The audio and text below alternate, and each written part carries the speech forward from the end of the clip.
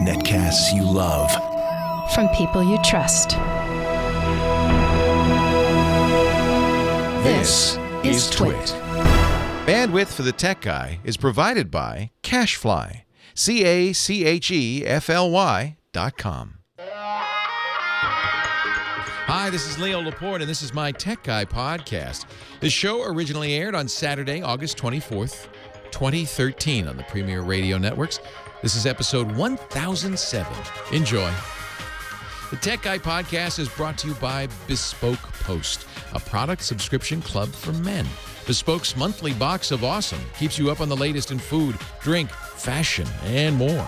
For 20% off your first box, go to bespokepost.com/twit. Well, hey, how are you today? Good to see you. Leo Laporte here, the Tech Guy. And it's time to talk about computers and the internet and smartphones and home theater and digital photography and anything else you got a mind to talk about. Autonomous vehicles. Google said now they want to do autonomous cabs.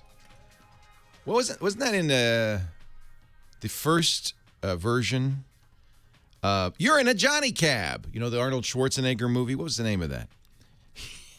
Total Recall, where the Johnny Cab shows up. It's got a plastic driver just to reassure you. Hi, welcome. You're in a Johnny Cab. Google wants to make Johnny Cabs. We were talking about self-driving cars the other day, and I guess we're getting closer, huh?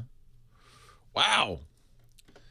I have, we'll talk about phones. Lots of phones coming up. We got the iPhone 5 and more. We're learning the details, including, wow, this will be September 10th. Okay, first, the standard disclaimer. No one knows anything. These are all rumors. But as you get closer to an announcement, things become a little loosened up for a few reasons. One, they got to book the hall. So people from, the Yerba Buena Center for the Arts or wherever they're going to have this start to leak out. Yeah, I think there's some big Apple event on September 10th. And then, of course, you got to start making it. And they've been making, if you're going to ship this phone pretty quick, which they tried to do after the announcement within a week, that means they've been making millions of them. So there's a lot of workers who have phones, who have the new iPhone. So here's what we think we know. But again, all rumors. Apple has said nothing. The new iPhone will be announced September 10th and available shortly thereafter. Usually it's about a week. Might be not even that long. Might be that Friday. Might be a few days. There will be 3 colors. There'll be probably 2 phones, an inexpensive plastic-backed 5C for color. That'll come in a variety of colors. And the iPhone 5S, which will be based on the current iPhone 5, that nice unibody aluminum design. But that will color in black and white and champagne, a new gold-like color. And the new 5S, the top-of-the-line iPhone, will have a fingerprint reader in it. That's kind of interesting. The idea being that you hover your finger over the home button, actually probably just put it there or rub it across it, and it'll say, oh, yeah, hi, Leo, unlock. Maybe even, Apple has this passport thing built in. It's like a wallet. Right now it only holds tickets and coupons and things like that, but what if it held credit cards? Suddenly, your phone becomes a credit card, a wallet, literally. You can use to spend everything but cold, hard greenbacks unless they've got a dispenser somewhere on the back or a printer. Wouldn't that be good? It'll print money too. So that's coming. We know that September 4th we'll see the new Samsung Galaxy Note 3, which is the successor to their traditional big old phone. I'm holding in my hands new phones too. This is the Galaxy Mega. Big old. Hey, at least they name it right. It looks like it's about maybe a little bit bigger than the Galaxy Note. I think that's almost a 6-inch screen. I actually have the Note 8 from Samsung. Looks just like a tablet. It is. It's an 8-inch tablet, but it's also a phone. You could put a SIM card in, and I've got a T-Mobile SIM, and make regular, everyday, normal phone calls. It's got the phone dialer and everything. Wow. So that's bigger. Then there's, the regular kind of 5-inch and thereabouts phones like the S4 and the Galaxy Note. And now here's a new one from HTC. This is the Note Mini. There's already a Galaxy Mini This is all while Apple has one phone, right? You know, maybe that you could get last year's model if you really wanted it. This is the Note Mini, which is just a little thinner, smaller, lighter. Hold it up to my head, they're saying in the chat room. So you have a choice between a really big, like holding one of those giant Hershey bars to your head, or holding this little petite object. I guess if you had a petite head, which I do not, the little Mini looks good. Wow. There are a lot of choices out there for people who want. That's good. They're mostly in the Android space, but I think we're going to see some more choices from Apple very soon. Steve Ballmer announced he's quitting. That's a shocker, although the stock market jumped 7 points when it was announced. Steve Ballmer, the CEO of Microsoft, says the hunt will begin for his replacement within or without the company, and he will be stepping down in a year. These things take a while. But really, a lot of people have been said that Mr. Ballmer did not handle things well. He was interviewed by a number of journalists, including Mary Jo Foley, who hosts a Windows show on my podcast network, Windows Weekly, with Paul Thurrott. Mary Jo talked to him yesterday, and she said, "What do you regret? What's your regret?" He said, "Well, he said there were a lot of opportunities for regret and mistakes, but the one that comes to mind is the Vista screw up. And actually, it's one that predates the release of Vista, where Microsoft was headed one way. They had called it Longhorn, and they had to backtrack completely, start over from scratch completely because where they were headed wasn't working. So, but a lot of people will hold Steve Ballmer responsible for the fact that when he got to Microsoft, it was a $600 million company. When he left, it was a $270 million company. Yeah, that's, I guess you could take some. If you lose $300 million in value for your company, probably not the best, although many people will point to the industry as a whole falling apart. The PC industry's in rapid decline. Microsoft didn't pick up on the smartphone business until 3 years after the iPhone came out. In fact, Steve Ballmer quite famously said, "Oh, that's too expensive. Nobody will want an iPhone. Nobody will buy an iPhone." And ignored it. Really thought their Windows Mobile solution was better until everybody didn't stop buying it. Microsoft's Windows 8, perhaps a debacle. It's hard to tell. Their version 8.1 comes out in October, and maybe that'll save it. But I think a lot of people, myself included, are very skeptical about Windows 8, and I think a lot of people are not buying computers because of it. But truthfully, he's of an age where it's appropriate to retire. This is about the age Bill Gates was when he retired. In fact, a little older. Bill's still chairman of the board. I'm sure Steve will. Man, the way he made announcing his retirement made him almost $1 billion. He has so much Microsoft stock that the $7 jump in Microsoft value on his announcement made him $876 million. Nice. He says, and I think this is actually a good reason to do what he's doing. There's a transition going on at Microsoft from being a hardware, actually not even a hardware, an operating systems and software company to they call themselves now a devices and services company. They want to sell devices like the tablets and services like Azure and SkyDrive.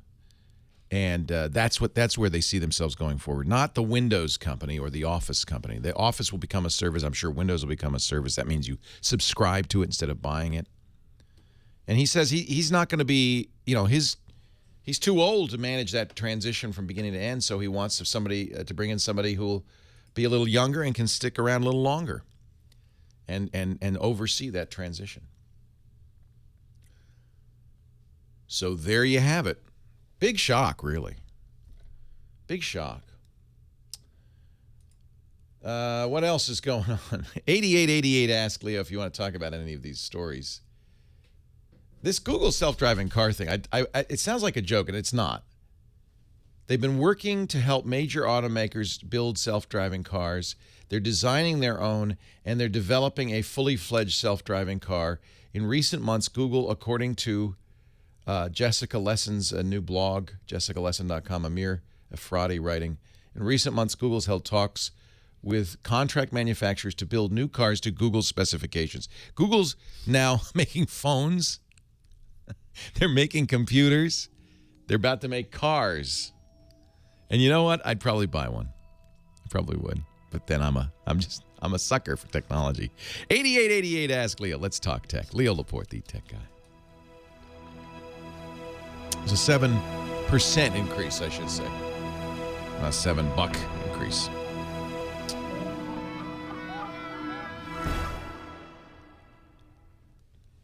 But 7%. Hey, I like this computers, but I like this little one. Oh, it's light. Whew. Wow. I wonder what the specs are on it. I'm a sucker for Google. I feel like Google's inventing the future, you know? And I really like the a lot of what they've been doing. Not everything. Yeah, Kim is taking over for Heather today. Here, we'll see. So, buttons are the same. It's the same in every respect. It's just thinner and lighter.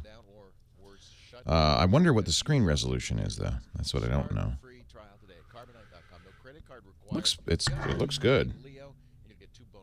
It's probably 720.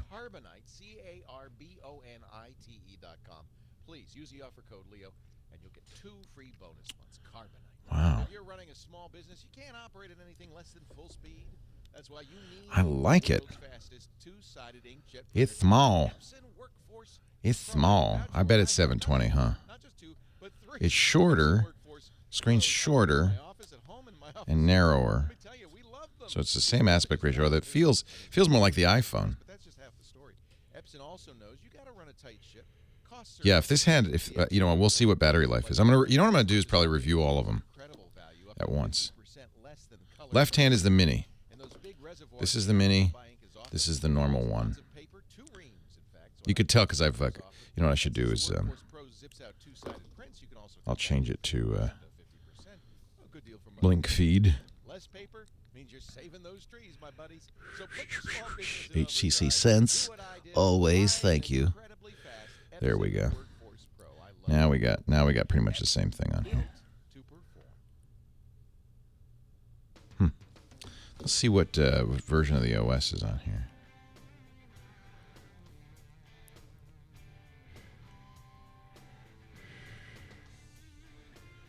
Uh, 422, same. HTC Sense 1.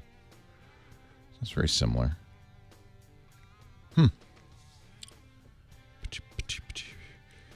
Yeah, this Sense isn't bad, although I do replace, I almost always put my, the only thing I use stock is the Moto X I use stock, although that's going back. And I've actually, this has got a ROM on it. Oh, actually, this has 412 and this has 422. This actually has 4222 because I put a custom ROM on it, but.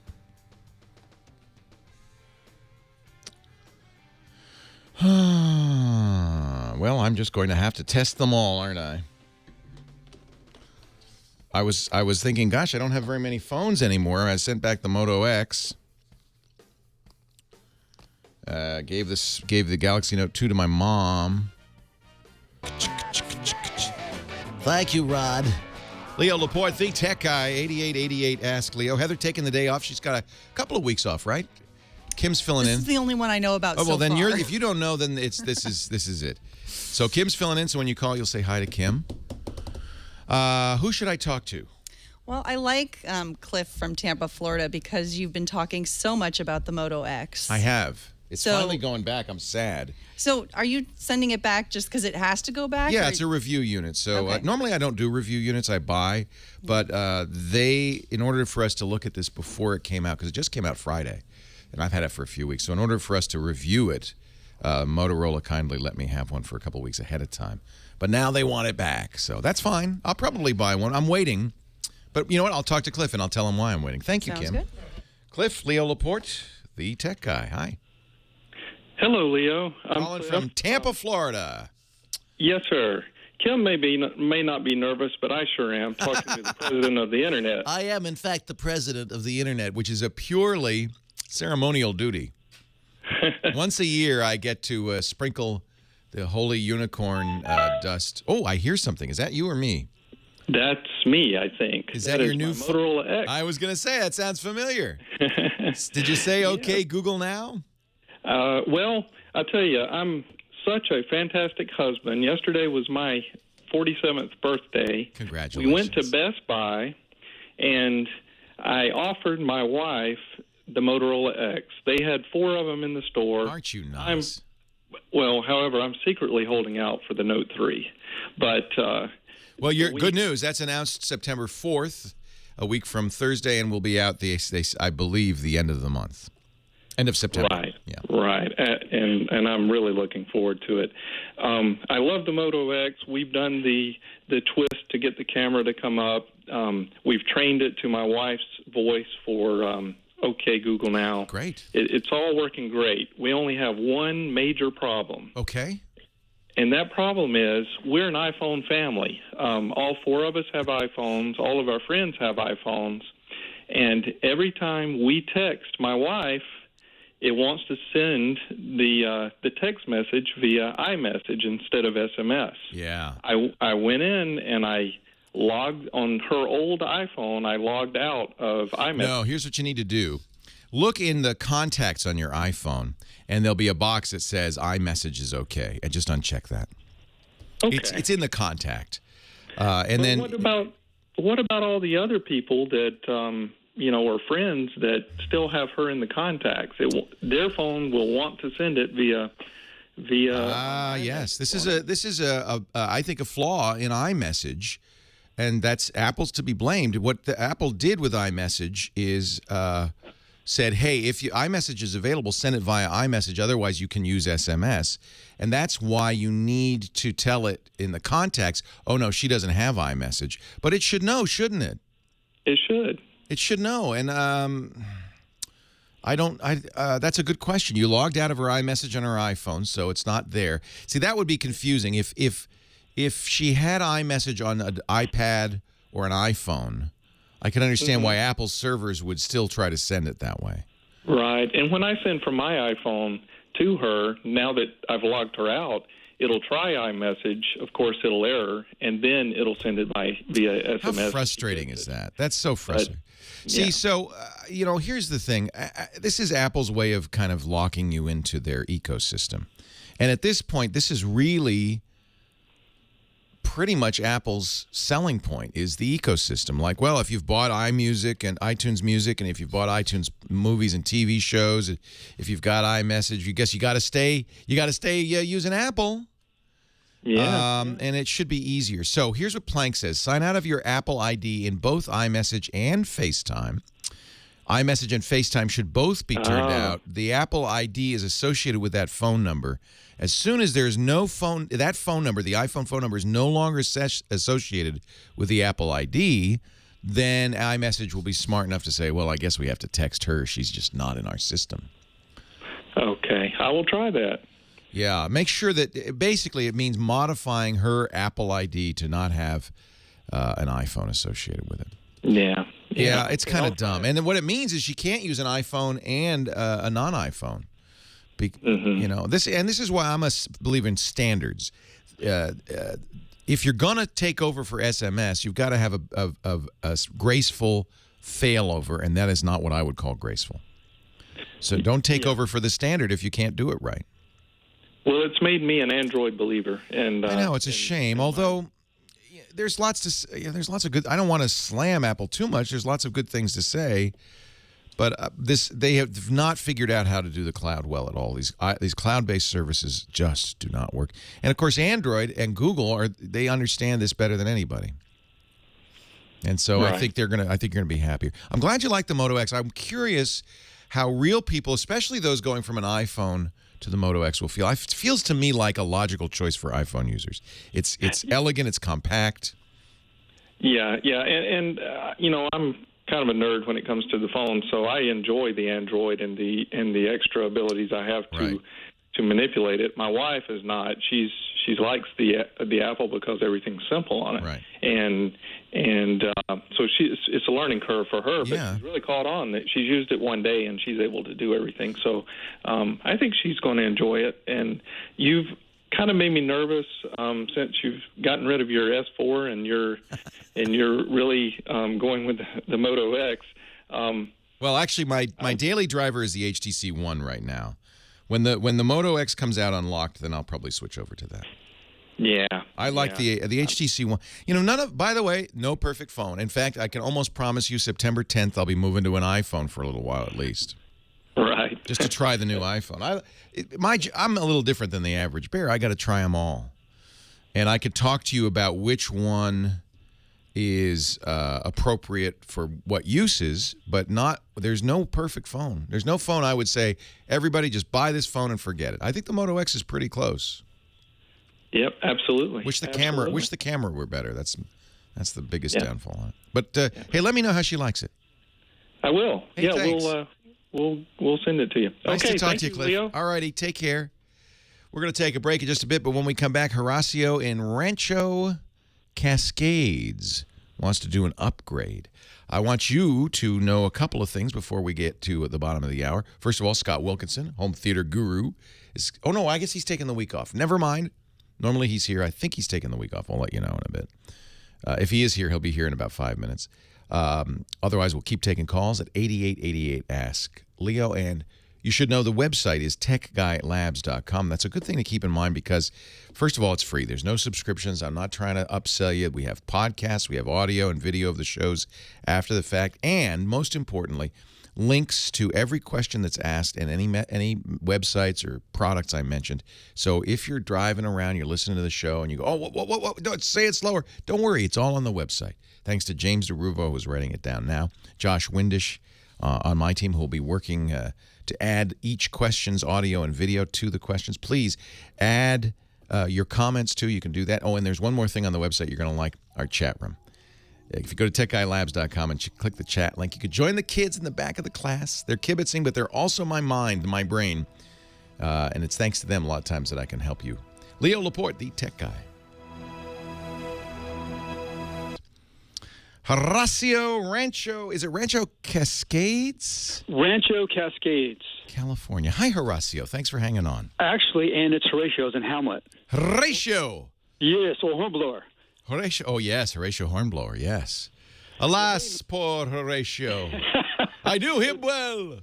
Exactly. And it's been a pleasure listening to you the last few years. You really helped me with my technical lows and highs here. Thank you. And thank you for taking my call. My pleasure. I'm so glad you called. It'd be a dull show indeed were Horatio not to call. And if you don't mind my saying, I'm watching you on the net today, and it looks like you're in the groove. You must have had a good week. It's just the coffee speaking. As soon as it wears off, I'll be back to the boring old Leo. You and I both. Well, it's pertaining to my question today is I have a 7i XPS 8300. Microsoft 7, and I want to eventually go to a RAID system because I want to start working with some video editing, and I do graphics right now. Right. And I do know that it has a program that's provided through the Intel. It's called Rapid Storage Technology. Yeah. So most motherboards now have RAID built in. RAID is the ability to use multiple disks that look like one, and there's a couple of reasons you do it. One is for speed. That's RAID. That would be striped RAID or RAID 0, and the other is for redundancy, where each drive has exactly the same content, so if one fails, you just use the other. You're using it, because you said video editing, I'm thinking you're using it for speed. We call it scary RAID because when you make two drives act as one, yes, it speeds things up, but it also means if either drive has an error, which is twice as likely, right? Right. You'll lose it all. So it's scary RAID. Don't, if you're going to do it, make sure you have a darn good backup. Now, the RAID that's built into the motherboard is software RAID. They call it sometimes BIOS RAID, which is fine. Nowadays, I think BIOS RAID's pretty good. The other way to go is to get a RAID card, like a Promise card, and those tend to be a little more robust. They're physical. Well, I might be. Maybe I'm not understanding the proposition as far as the upgrade then, because basically I do notice on this particular unit there are additional plugins. I was actually thinking there's slots. You mean there's slots? Yes, yeah. there's slots. So you mean slots for cards or Hard drives. They're hard drive bays, we call them. Okay. I believe so. Yeah. Yeah. So that means you could put another hard drive in there.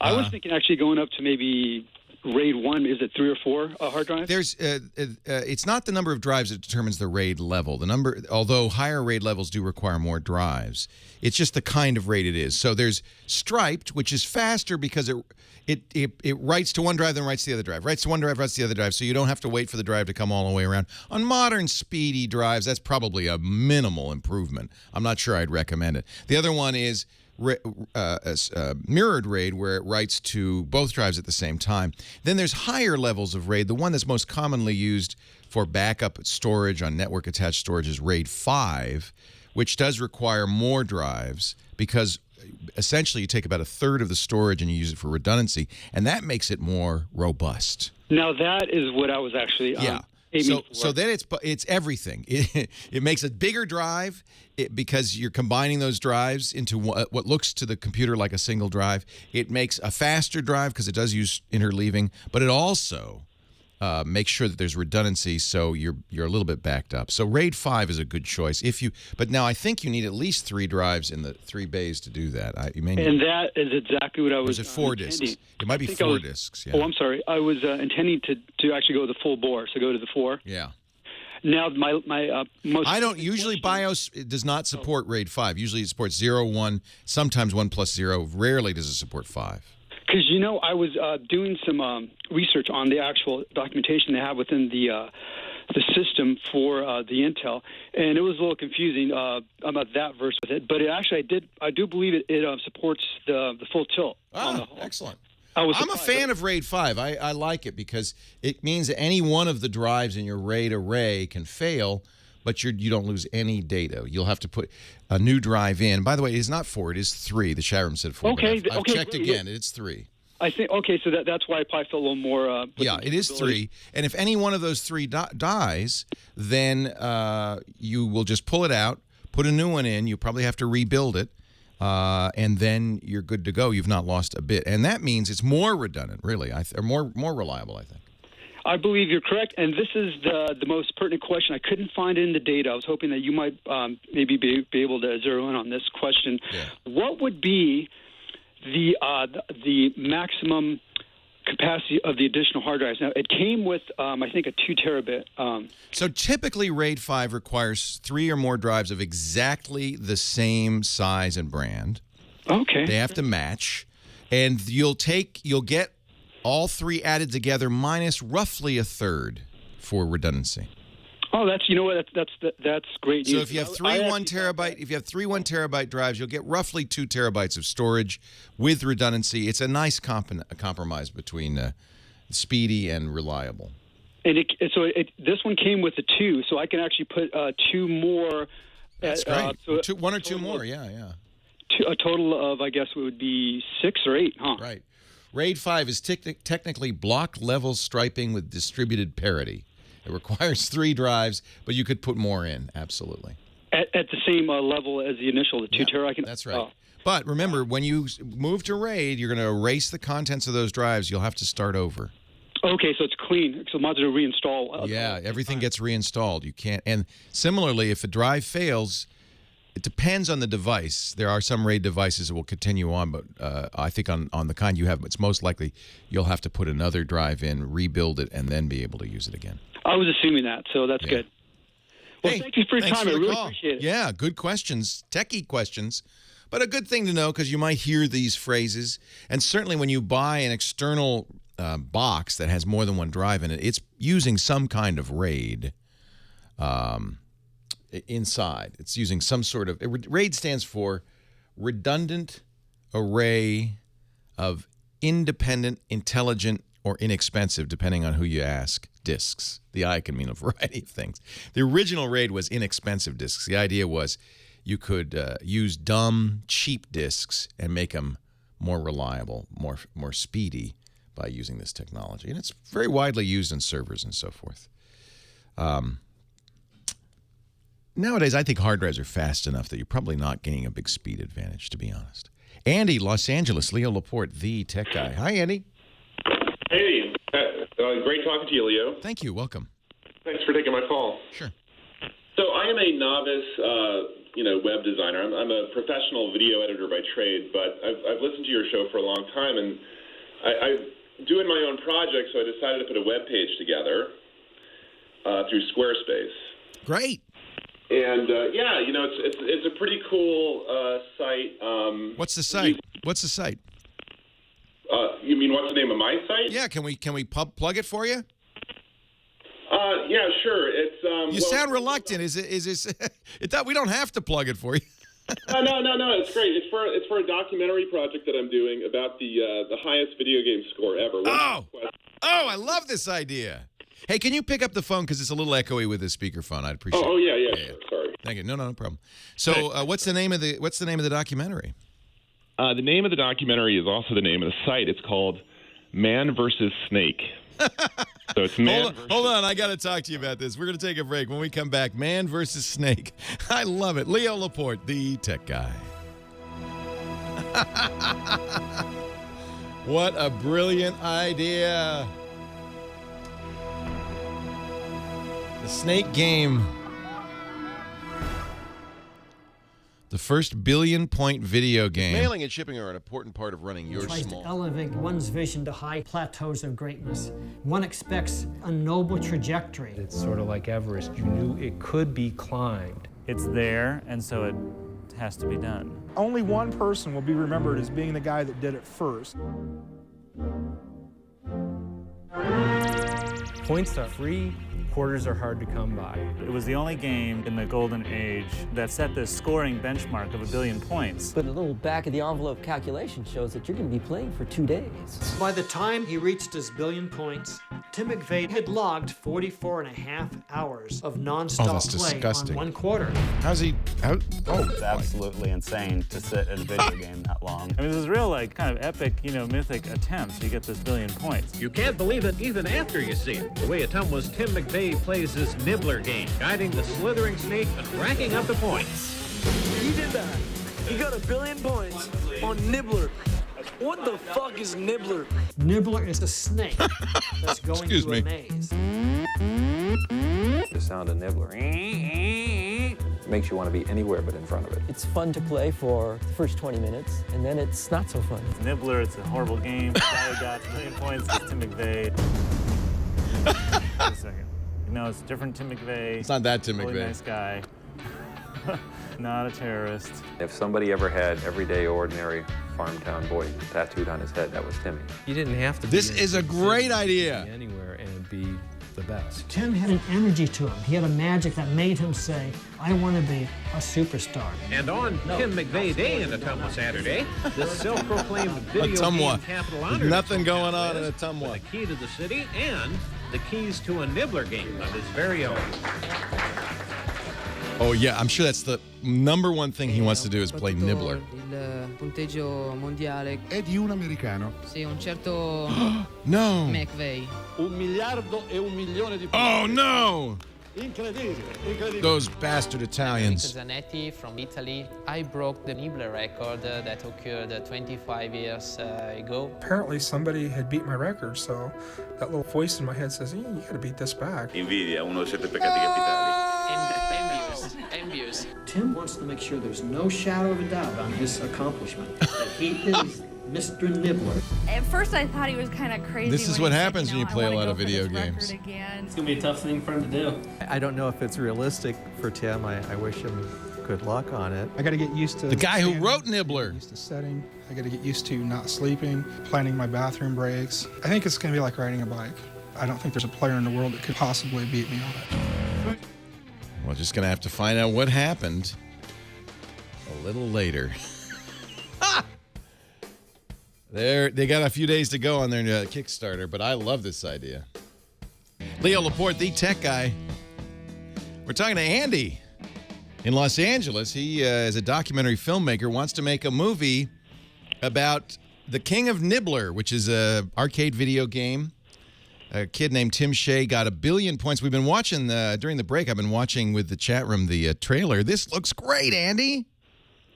I love this. And you're trying to raise the money to make it on Kickstarter. If people want to support Man versus Snake, the long and twisted tale of Nibbler. I love this because I guess this kid got it many years ago. Then some guy in Italy beat him. And now it's now he's going to try to get the record again. I think it's just a great. I don't know how it ends. I can't wait. Yeah. Well, it's a great ending. We're actually just trying to raise money to get the finishing costs done. So you've done the shooting. Yeah, we've done the shooting and we've been editing, and now we're down to the final stages, and we got to pay people to do the mix. And I think this is such a natural for Kickstarter. Kickstarter, for those who don't know, is a website where people go, like Andy, who have a creative project or a product that they like to do, but they need the backing. You don't get anything on Kickstarter. In fact, Kickstarter is at great pains to say, hey, we're not a store. In this case, you'd just be supporting the film, and if you pledge enough, you'd get a download of it or for $35 the deluxe movie package with extra features. And this is great. You've already raised in just a few days. You've raised almost $8,000. You've got almost a month to go. I think you might do it. I'm glad to help you. I think this is a great idea. Well, but here's the question. I mean, thank you very much, Leo, for the pitch.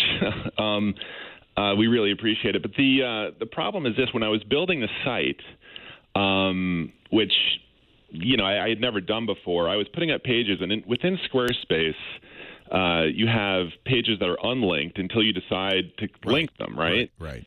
And so my mom calls me and she goes, "What are you doing?" I go, I'm building a website for the movie." Oh, okay, cool. And I'm in Los Angeles and she's back east, and she goes, what's it called? So I give her the name. She goes on, she Googles it, and then she calls me back like an hour later, and she's all upset. I go, "Mom, what's up?" She goes, "You can't put that on the internet." Oh no! And I go, "Well, what are you talking about?" And she starts reading off all this stuff, and what it was that Google had gone and found the right. Yeah. So what you so is that something that happens? I mean, people have It does. Yeah. If you have the key is to and I don't know how to do this in Squarespace. I'm sure there's a way to do it. And we should disclaimer: Squarespace is an advertiser, and so I have a little bit of a relationship with them. I don't know how to do this, but in a normal website, you'd have a file called robots.txt in the root directory, and that file would tell Google and other search engines, by the way, what to index and what not to index. Now, it's true, if you don't publish a page, Google should not be indexing it. So I'm wondering if there is somewhere a stray link, because the way Google finds pages is by following links. So if there's nothing linking to it ever, anywhere, then Google won't find it. There has to be a public link to it. And I would guess, and I'll have to, I'll contact Squarespace, see if I can find out. But there's got to be, and maybe somebody in the chat room would know, there's got to be a setting that says, don't index this.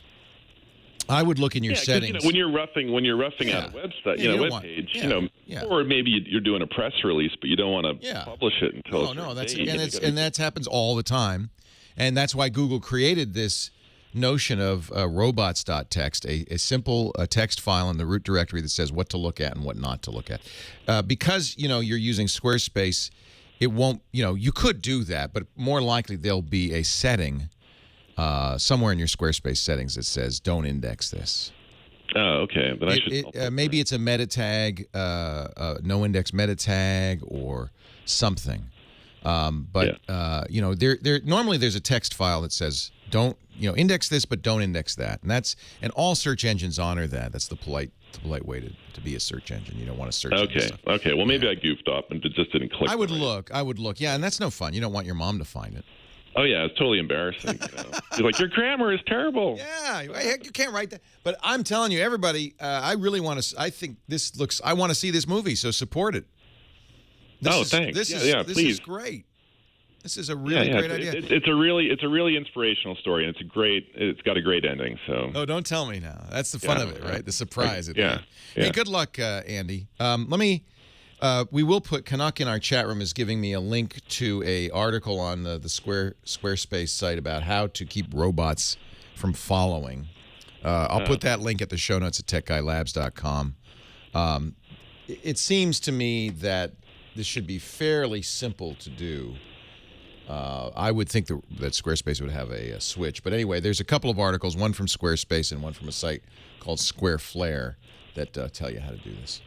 I'll check it out. Thanks, Leo. Good luck, Andy. Let us know how it works. I'd love to find out. Isn't that great? You know what the nerd world is going on and on about right now is Batman, right? Who the next Batman is going to be. It's Ben Affleck. People, what, you're not happy about that either, Kim? I saw a little tear come down. I don't watch them. You don't care. But I've heard. They got the best villain in history, though. Who's that? It is now confirmed Bryan Cranston will play Lex Luthor. Bryan Cranston, of course, the star of Breaking Bad. And a guy who went from the nice dad on that 70s show, to Mr. Evil in Breaking Bad, and I think he's perfect. I have not seen Breaking Bad, but that's on my to-do list. Oh, yeah. You know, I save shows for the old age home. You will when you get a little older. They're just shows I don't want to see, and just I have to have something to watch when I get older, right? Yeah. Yeah, so save that. It's a good one for the old age home. Have you seen Orange is the New Black, though? It's good, isn't it? So that's an interesting story because that's a Netflix original. Netflix has decided that the business of sending CDs or DVDs by mail is dead, and that's because the movie industry really didn't want them doing it anymore. It's made it harder and harder. And so they moved to streaming, but the real goal for them to get people to subscribe to streaming is to start making new content that you can only see on Netflix, and then people pay $8 a month. And they started with House of Cards, which was amazing. I heard that was great, too. Amazing. Kevin Spacey, season 2 coming soon. Then they did a last season of Arrested Development, because that show had been off the air for some years. They brought them all back, did another, and that was very funny. And now they have a new one based on a novel, not a novel, it's a true story. A memoir, yeah, called Orange is the New Black. It's about a upper middle class woman who goes to prison, women's prison. For something she did a long time ago. A long time ago. It's good. I like it, too. Isn't that good? It's a good show. Good. It just shows that, if you've got money, you don't have to know how to do this stuff. People said, "How Netflix? They won't know how to produce."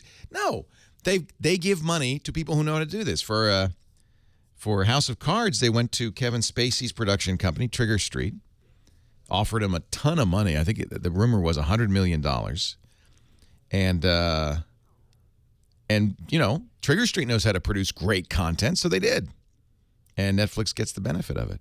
What's really interesting is that for both of those shows and for Arrested Development, they put the entire first season up all at once. But isn't that how we watch TV now? We just binge it? On demand? Binge it. Yeah, we 5 episodes a night.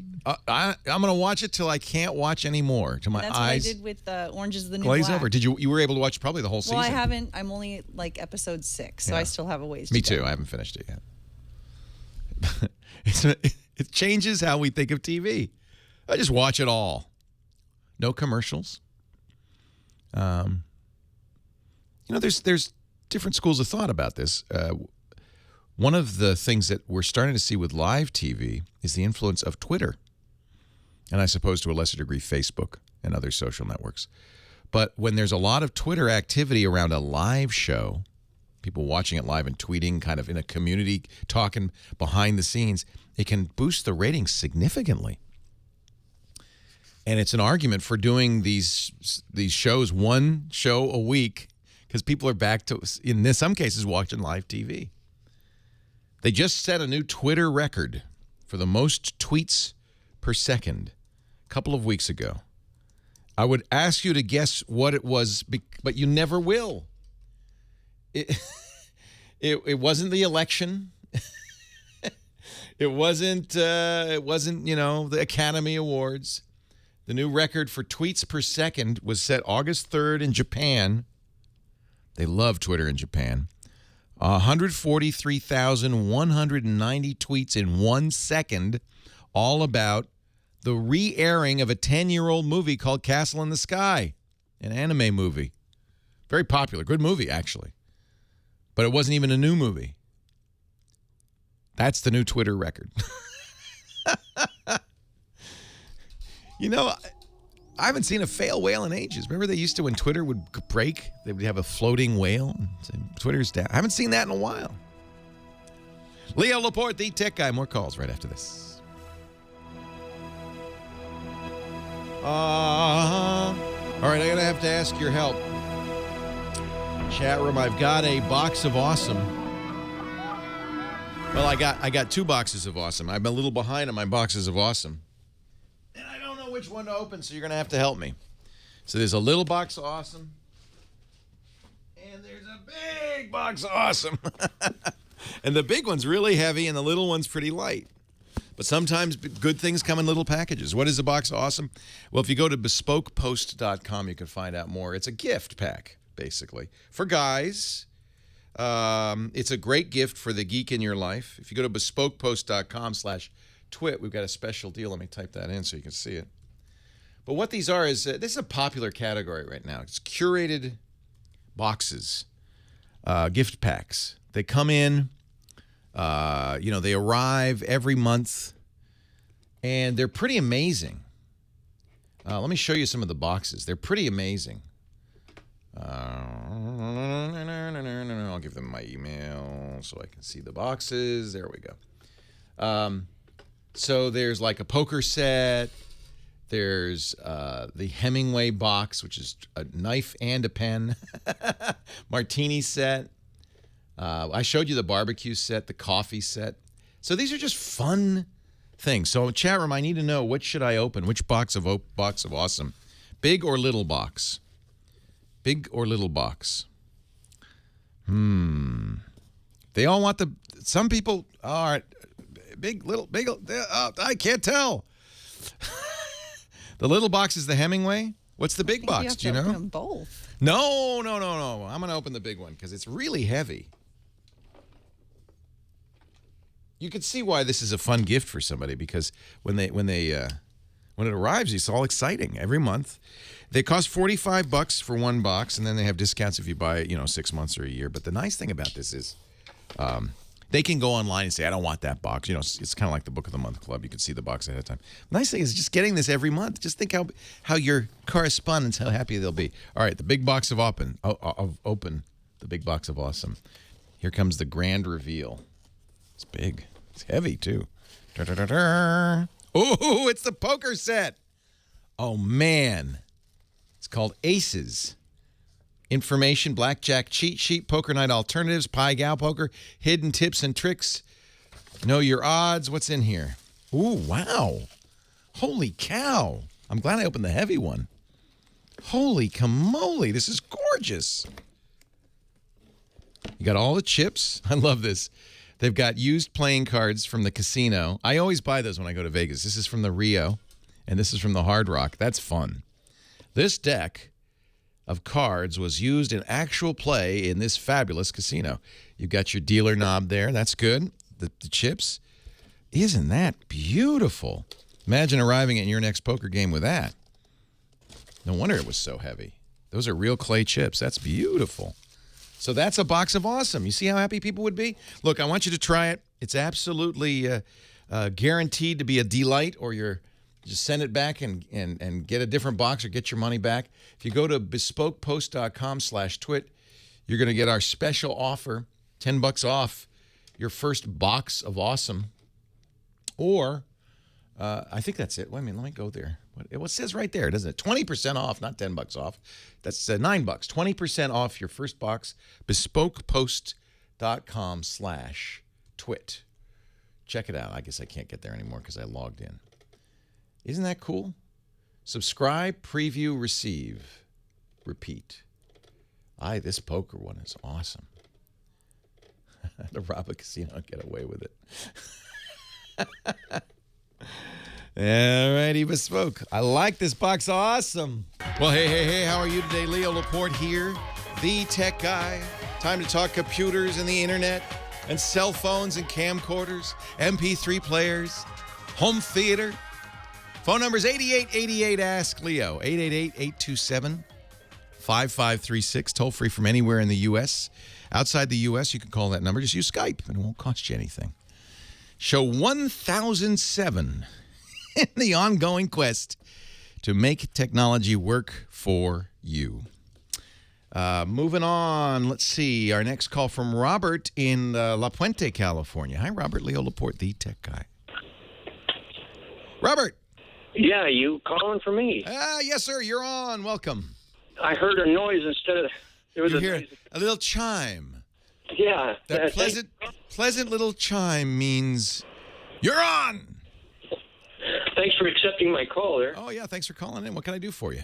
I'm trying to find a computer, like a laptop, or preferably a tablet that I can get a $13.94 FireWire hookup. Yeah, FireWire has been kind of replaced in a lot of situations. In fact, I would say everywhere.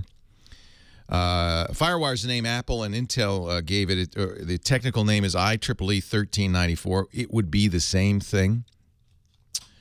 Modern laptops generally come with USB 3.0 and not FireWire. Anybody in the chat room can help us out. I'd appreciate it because I don't know of any. Even Apple, which was the big proponent for a long time of FireWire, has stopped putting them on laptops. You know, one thing you can do is get a laptop. These are harder to find, too, than they used to be, with a PC card slot or card bus slot.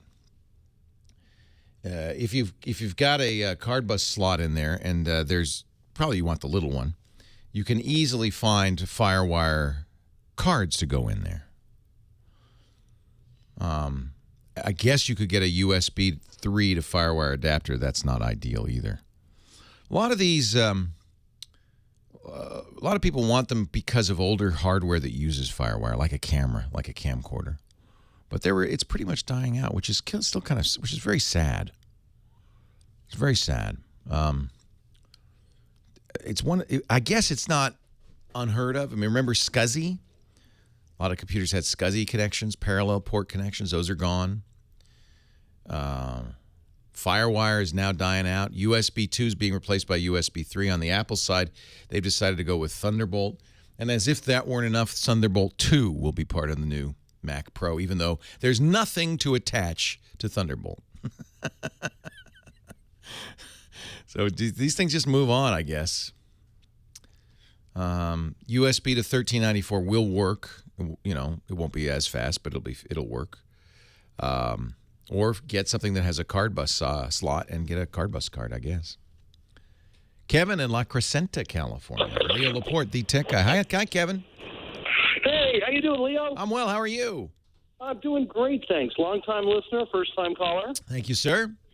And I have some questions for you, sir. Yeah. I've got a 19-year-old boy that is going off to college. Me too. You too, huh? Yep. Dropped off Henry yesterday at University of Colorado Boulder. Fantastic. Yeah. We're looking at CSUN down here in Southern California for him. Congratulations. That's a long haul to get a kid to college, but it's a nice feeling when it happens. Yeah. Now 4 years of tuition and you're done. There you go. Well, my question for you is going to be about portable computing. Mm-hmm. We are looking at Ultrabooks, netbooks, laptops, IdeaPads, ThinkPads, you name it. Yeah, all excellent choices. I'm trying to find out what's right for a 19-year-old boy who doesn't need a lot of graphics and is looking at an accounting major. I think Lenovo is a very, very good choice. Now, you're probably going with the Windows 8 because it's hard to find Windows 7. And why buy a 5-year-old operating system? True. So that means you're going to want to get a touch screen. Lenovo has some excellent touch screens. The Carbon Touch is very nice. A little expensive probably for what you're looking for, but there are some excellent Windows Ultrabook choices. I have, and I'm very happy with, an Acer S7. It's very thin, very light. I think it's a mistake to spend too little. I know you're spending a lot for books. My God, I just got the bill for the college textbooks. It's incredible. Even the rental is $100. Yes. Insane. I don't know how they get away with it. So you're spending a lot on other things, but the best laptop you can afford is a good idea. In fact, they even told us this when I went to the orientation for the IT at University of Colorado. They said, get a professional grade, not a consumer grade laptop. If you possibly can, you'll get better results. Okay. And so I think Lenovo's a good choice. Dell's a good choice. I like this Acer S7. Just make sure you get a touch screen. If graphics aren't an issue, they're all good enough now anyway. Well, let me ask you, what is the difference between an Ultrabook and a netbook? A netbook is a cheap book. Cheap. You'd be hard pressed to find a netbook anymore because it's a failed category. They were $250 to $350, and they were made with such junky parts that most of them are dead now. Okay. Not a good choice, frankly, for college, unless you have no choice. I mean, if I understand it's expensive, and if all you've got is $350, it's better to have that than nothing. Right. Now, we're looking at spending probably close to $1,000. Oh, you're in good shape then. There's some excellent choices. Ultrabook is Intel's kind of basically MacBook Air ripoff. MacBook Air was such a success for Apple that Intel said, we really ought to make these for Windows. And so they described a thin and light computer. Doesn't have optical drives. Now, since he's going to school, you should probably check. There'll probably be at the school bookstore discounts for students. And that's worth smart. Yeah. Yeah, that's worth checking to see what they sell, what they recommend. It's also what they support. Most colleges have very good support for students. They understand that that's, not all students are technical. And so that but they do need to use computers. You'll also find he probably doesn't need a printer. The college itself will have printers. They told us not to send a printer with Henry. Is he living at home or is he living at school? He is living at home with a printer. So he'll have a printer at home, absolutely, yeah. Right. Now, there's also optical drives that you can just plug into USB. Absolutely. A good call? Yeah, no, that's fine. The truth is we are seeing less and less need for them. Really, the last thing people needed them for was installing software. That's really not happening anymore. People are installing on the internet. Backup, it's better to buy a USB key or an external hard drive. So I wouldn't worry about the lack of an optical drive anymore. Now, Leo, I'm also seeing a lot of third-generation i5 and also some new i7s. Yeah. What do you recommend there? For a laptop, if you can, get the 4th-generation Intel chip because it has much better battery life, the so-called Haswell. i5 is plenty. No need for an i7. Okay.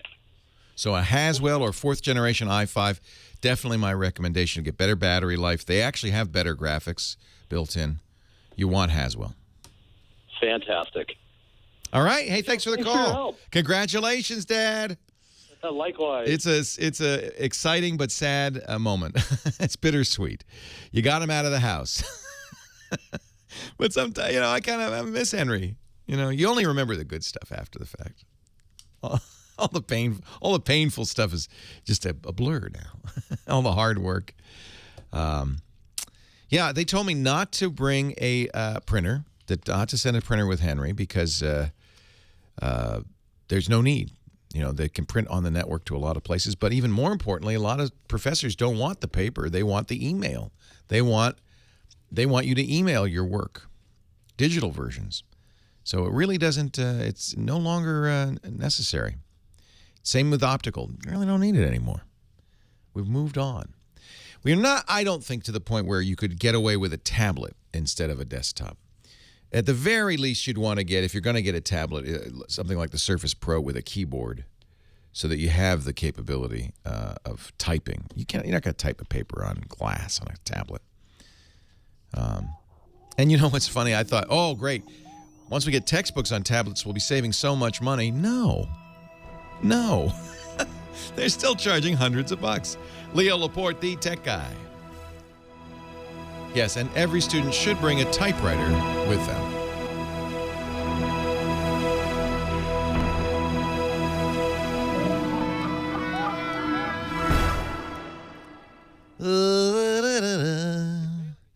Yeah, Abby moved back home, so I realize it's not goodbye. It's just adios.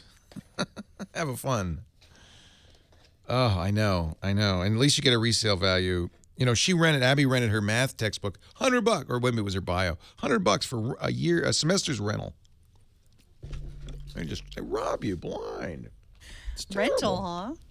Yeah, that's the new thing now. I did, yeah. And I bought my used books, but I never rented one. This is the new thing, is rental. It's not that cheap. And they said it's okay. And so people said, well, is it okay if he highlights or writes in it? Oh, yeah, it's fine. Just don't bring it back with blood on it. And we all went, what? And What they are said, they doing it at happens. that school?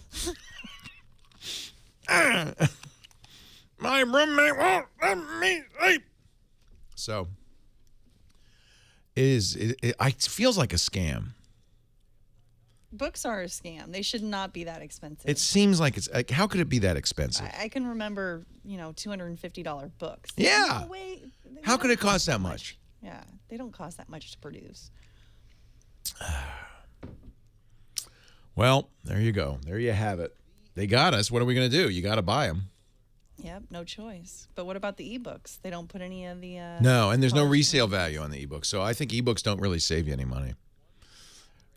Basically they have a monopoly. These big publishers have a textbook monopoly, and as long as that monopoly exists, they're not going to, however you buy it, they're not going to make them cheaper. It's really horrible.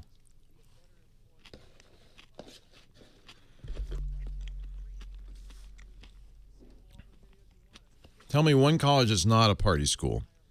You're right. I know Colorado has a reputation as a party school, but tell me one college is not.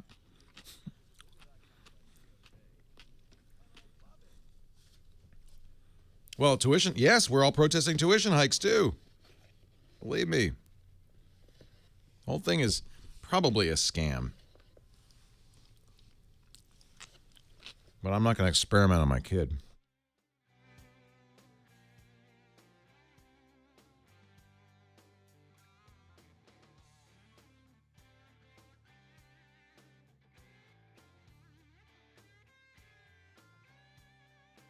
Yeah, Boulder is gorgeous. I really like the campus.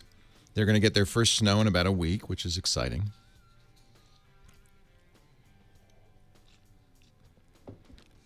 I feel grateful that I can afford to pay his tuition, so he's not going to graduate, at least as long as Twit survives, he's not going to graduate with a big debt. I know, where did summer go? So this is kind of cool. I'm looking forward to trying this out at home. This is new from the Drobo folks. It's called Transporter. Actually, I don't know if it's new. They just haven't promoted it.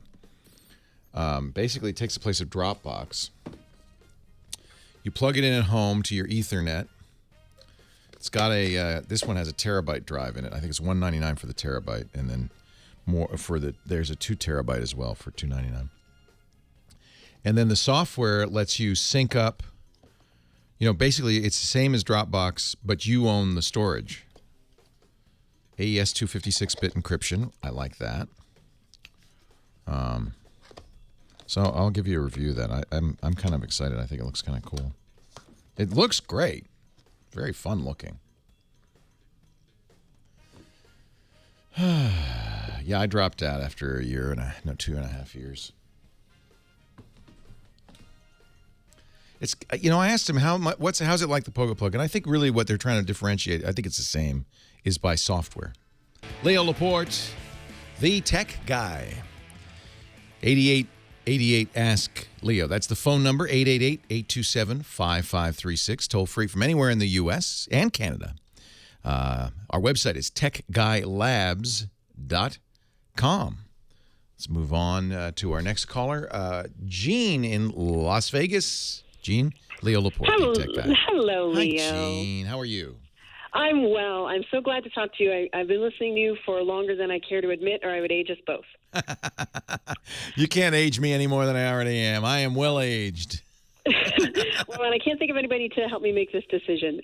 So my birthday is next week, and my mother has graciously offered to buy me a tablet for my birthday. Oh, how sweet of her. That's nice. I know, and I am the last one, the last holdout. My husband has a Kindle. She has a Galaxy Galaxy Tab 2, and even my 5-year-old has a Navi. So I'm the only one without a tablet. That's the little kid computer. How great. Yes. So familiar with the Android platform and the Kindle platform. Was pretty sure I was going to get a Samsung Galaxy. Went to the store to kind of look, do I want the 2? Do I want the 3? What size do I want? And kind of got sidelined into talking to somebody about the Surface. And I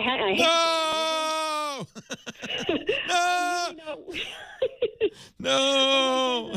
There's a reason. Okay. I'm usually not one to get suckered in by the shirts in the store, but I did give him 20 minutes of my life. Well, it is. You know what? They've discounted it hugely, so it's not expensive. Well, you know what he said? He said they discounted it, but basically what they did was you don't get a keyboard with it anymore. So add $100 for the keyboard. Exactly. $450. You do get Office, which is nice. You're talking about the Surface RT, probably. The RT, and that's kind of where I'm going. Is I have budgeted that probably right around like Black Friday, I'm going to buy myself a new laptop. And I'm very basic on my laptop. I need the Office suite. I need the internet.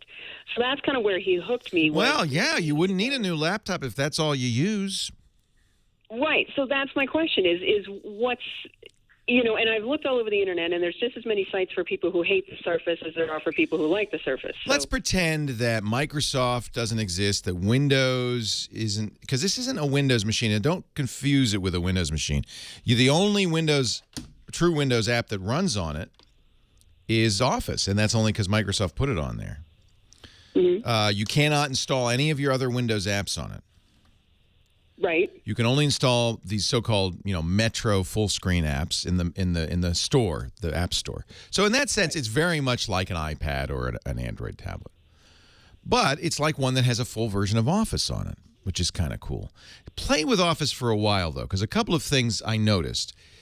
It is hard. It's it's only 1368 by 768 or 1320 by 7. It's not a very high res screen, and so when you're running Excel, for instance, it's hard to tap the X to close the window or the cells to enter into them.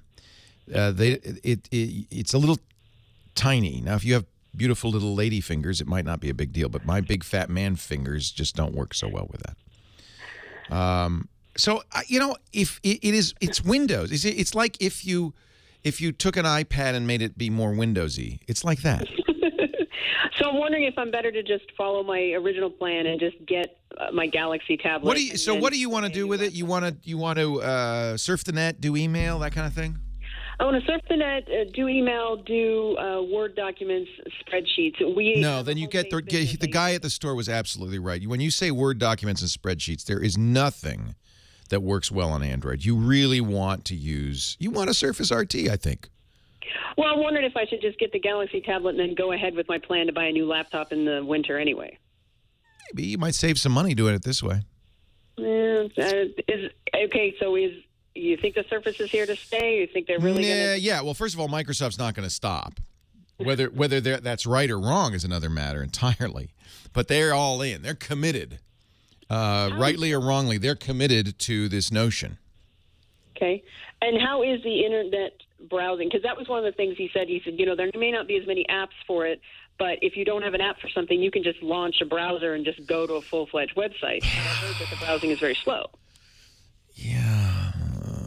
Well, so I'll give you the alternative, which is a Nexus 7 from Google for $229. Okay. So it's half the cost, which gives you $200 more to put, or $250 more to put into your laptop. Into a regular laptop. Yeah.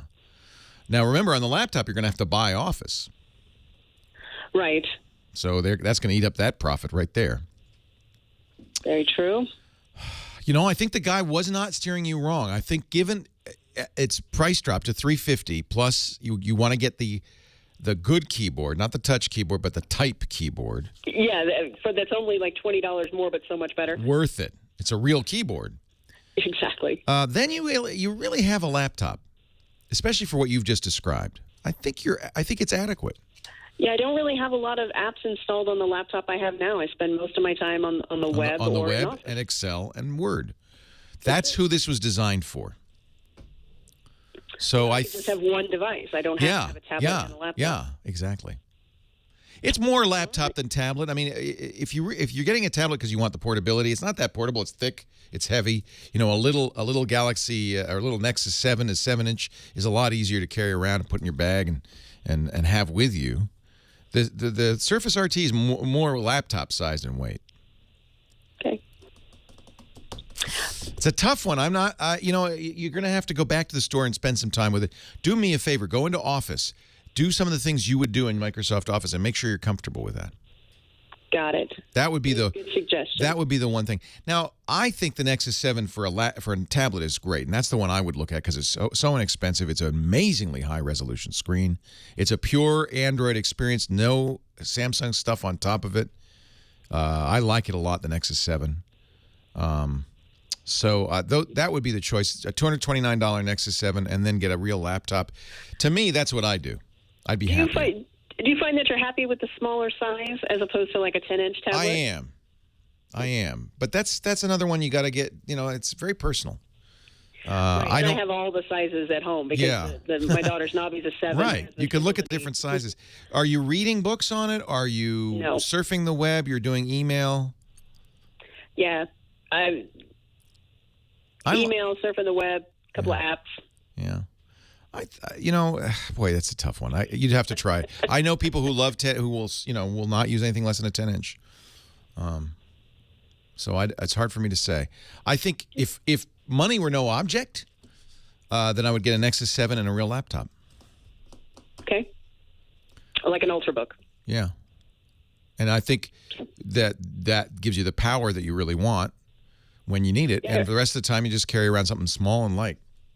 Yeah, I'd hate to kind of give up my laptop and say, yeah, let's go with the Surface, and then 2 months from now come across some application, some program that I really, really want and have nothing to put it on. Exactly. And think of the Surface really as a kind of mediocre laptop. I have a netbook, so I have one of those. Yeah, it's just like a netbook. It's the new netbook, frankly. I heard you complaining about them earlier. They're junky. This isn't as junky. It's very well made. It's but it's heavy and it's thick. It is very heavy and thick. I noticed that when it's not like a little light tablet. So I wouldn't get it as a tablet replacement. I'd get it as a midway between a tablet and a notebook. You know what? Look at that Nexus 7. It's beautiful. Leo Laporte, the tech guy. Leo Laporte, the tech guy. The big old jet airliners bringing Johnny Jet here. A lot of people hate airports, but there's a place in the airport, Johnny, a place that's a magical place, a place of free food and booze, a place where you can relax and enjoy. The Wi-Fi is always hot and running, and people are nice and smiling. Sometimes they even have showers. It's called the Big Lounge, the first class lounge. Not just first class. It could be just airline club lounge. The first class lounge is usually a little bit better. That's usually the real good food. I've never been in a first class. I didn't even know there was a first class lounge. I thought, I'm living large here in the business class lounge. A lot of the airlines, they have 2 lounges. They're inside in the lounge. So let's say you go into the United Club and you're flying, you're flying business class international. You can get in with an international business class ticket on these airlines. But then if you're flying first class, a lot of the good ones have a separate lounge just for the first class passengers. So Johnny Jet is going to tell us all. He's our travel expert. Explains how to use technology to improve your traveling. And he's going to tell us how we, even the unwashed masses, can get into that. Did we lose you? Oh, no. I turned off the video. Off oh, good. Okay. Because it was starting to be. Yeah. You sound great.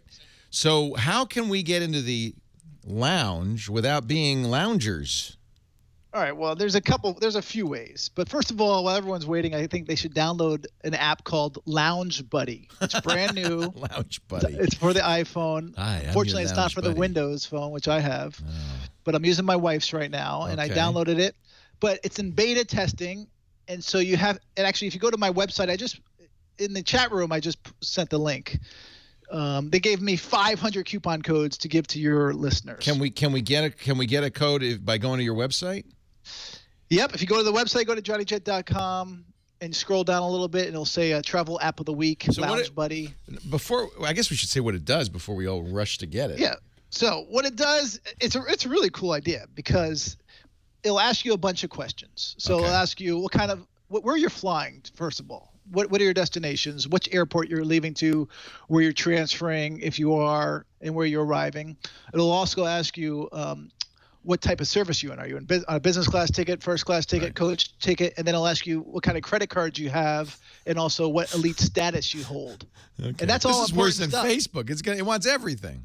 Well, this is important because, if you have an American Express Platinum card, you can get into Delta's and American Airlines and U.S. Airways lounges for free. So it's good for them to know that. You don't have to give them your code or your card number. Wait a minute. You're saying if I have any American Express card, I can get into those lounges? No. Sorry, American Express Platinum card. Yeah, you should because you pay a lot of money for a Platinum card. It's $450 a year. Yeah, but if you think about it, the Delta Sky Club is $450 a year. The American Admirals Club is $500 a year, and it also gets you a priority pass, which is normally $399 a year. So you get 650 other clubs as well. So, Jay, how do you get in this lounge normally? By having a business or class or better ticket? Is that usually how you get in? Or? Yeah. So if you're international, if you're flying internationally, you usually need at least a business class or up. And if you're flying domestic, you're out of luck. No, you're not out of luck because a lot of these clubs now will allow you to have a day pass. If you don't want to buy the membership, you can get a day pass, but the day pass is $50. Somebody says this is airport apartheid. It is, but I tell you, this is what keeps business travelers sane. Road warriors, most road warriors, either their businesses pay for the membership fee, or they're smart and they have, an American Express Platinum card or cards like that that will allow you to get in.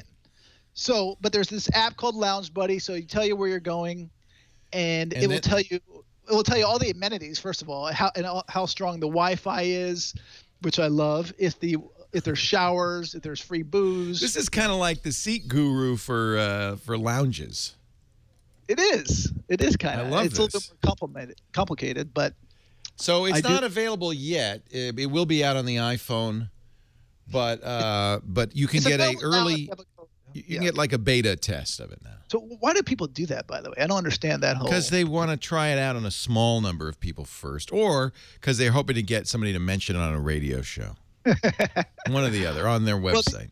Well, I heard about it and I wrote about it, and the guy must have got a Google alert because within an hour he emailed me and said, "Hey, I'd like to give 100 codes to your readers." And then I told him I'm going to be on Leo's show. I'd like to mention it. So then he gave me another 500. So they're all gone by now. Probably. Go to johnnyjet.com, and there's a link on there. If you were lucky enough to get it in the chat room, I bet you the 500s are almost gone, but I just got one, so there's a few left. I just think it's, if you're traveling a lot, it's important to, find your little safe haven, because otherwise the airport will wear you down. Your happy place. It is your happy place. I mean, I travel so much, and people who do travel a lot, most of them are wise enough to, get into these lounges, and it makes a big difference to have free Wi-Fi and just a little nice. quiet where kids aren't crying and jumping all over you. Yeah. Like my nephews this week. This is a good little article on johnnyjet.com, how to get into airline club lounges without becoming a member, and get that app while you can, while there's still available, the Lounge Buddy app. Can they get it from your website? How do they get it if they're not in the chat room? Just scroll down to johnnyjet.com. I'll tweet it out as well. Okay, he's at JohnnyJet on Twitter. There's lots of good stuff on the website, though. You really do agree. Oh, there it is. I see. Travel App of the Week. All right. And by the way, speaking of credit cards, and all the bloggers this past month have been mentioning the SPG card because they're offering 30,000 bonus miles to sign up. That's the Starwood Hotels, right? Starwood Hotels card. And what they like about it is that it's a $65 annual fee. It's waived after the first year, and that does not get you into the lounges, though. If you're going to get into a lounge, you're going to have to pay for a card that usually has at least a $200 fee or higher. It's all about the greenbacks. And a Diners Club, by the way, has a great card for international lounges. They're not too good for domestic lounges. All right. So, but those are the good. Just to get into a lounge is great again. Especially if you get in for free. That's really great. And you can sometimes sweet talk your way, by the way. No. So really? Yeah, of course. So one way to do it is if you're, you can ask the gate agent if, the flight's full and they need volunteers, which they'll love you for that. And you'll love it because you can usually get a $400 voucher, but you can also negotiate, say, hey, can you get me into the lounge while I'm sitting here waiting for the next flight? You can travel like Edward Snowden, live in the transit lounge. Yeah. No, he wasn't. Is that where he was living? Well, transit. They call it. I don't think it was the first class or the business lounge. It was the transit lounge. I don't think it's as comfortable. And then the other big news, by the way, this week. Yes. Well, it was the only big news. Or Travelocity and Expedia are now joining forces. Really? So Travelocity is basically thrown in the towel and said, and Expedia is now going to be their back engine, which is really surprising. I was shocked when I learned this. It was just a couple days ago. And so it's almost like a merger without them really officially merging. Right. Were you a fan of one or the other? Was one better than the other? Expedia was always better, but Travelocity did have a really good package deals tool. I mean, Expedia has it as well, but sometimes those package deals were different. At least they were to me. It's funny. So I've been using Expedia since Microsoft owned them, and I used Expedia for years. So. But now there's really only going to be two big players because Priceline bought Kayak. Oh wow!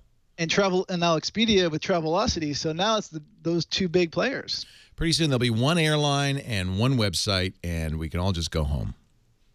We don't want that because then the prices are going to be sky high.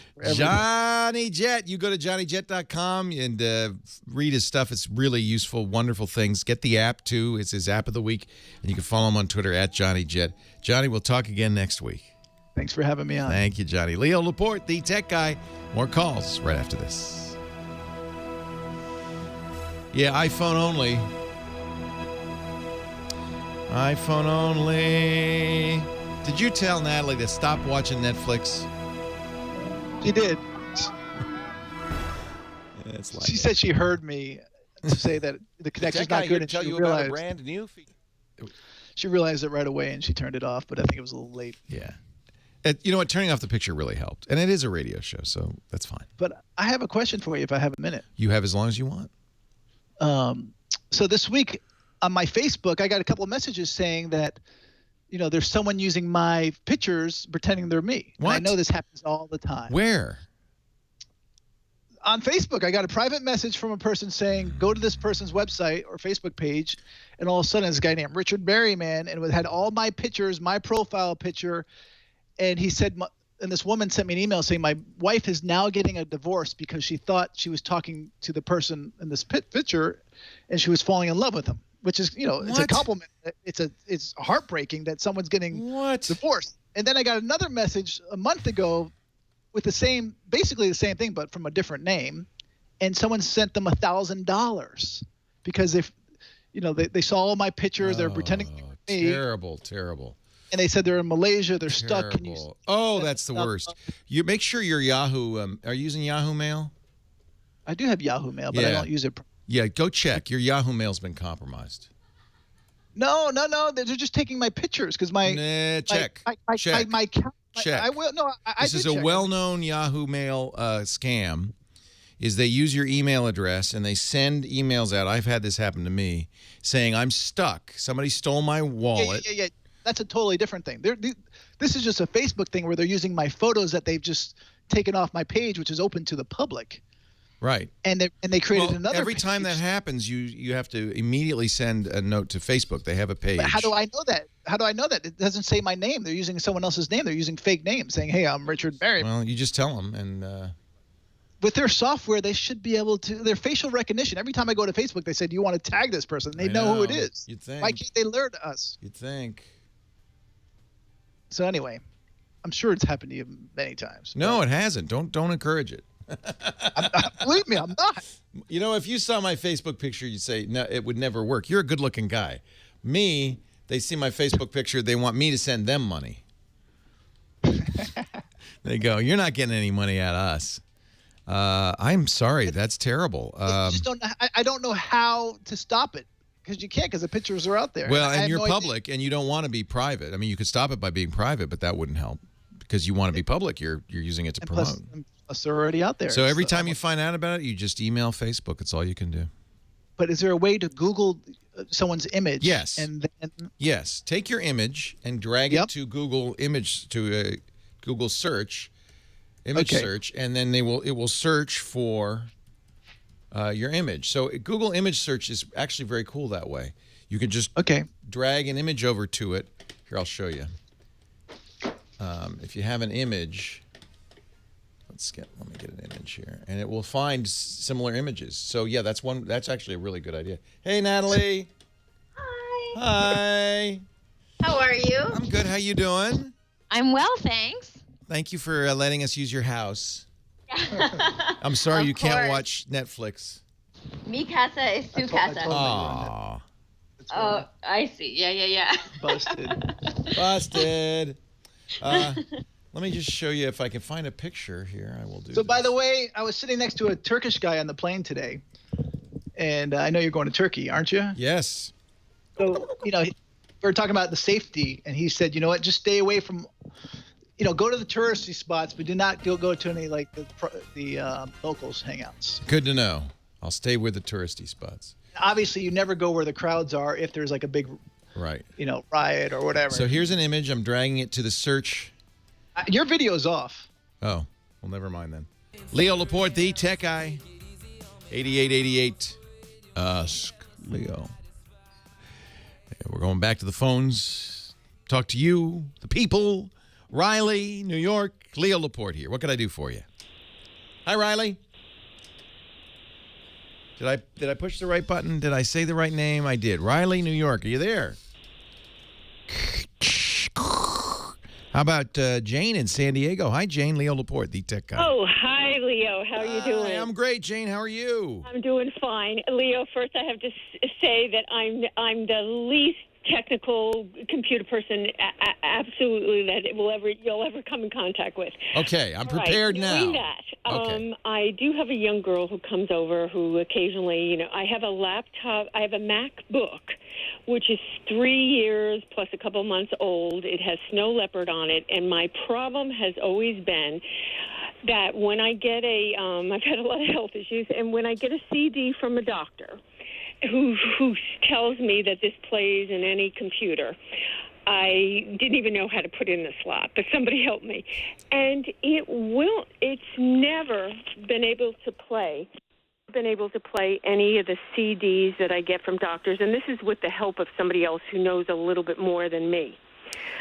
Do you have any thought of what I can say when a doctor gives me a CD to ask them ahead of time or to tell them what they need to do to get CDs so that Apple computers with a MacBook of a Snow Leopard can use?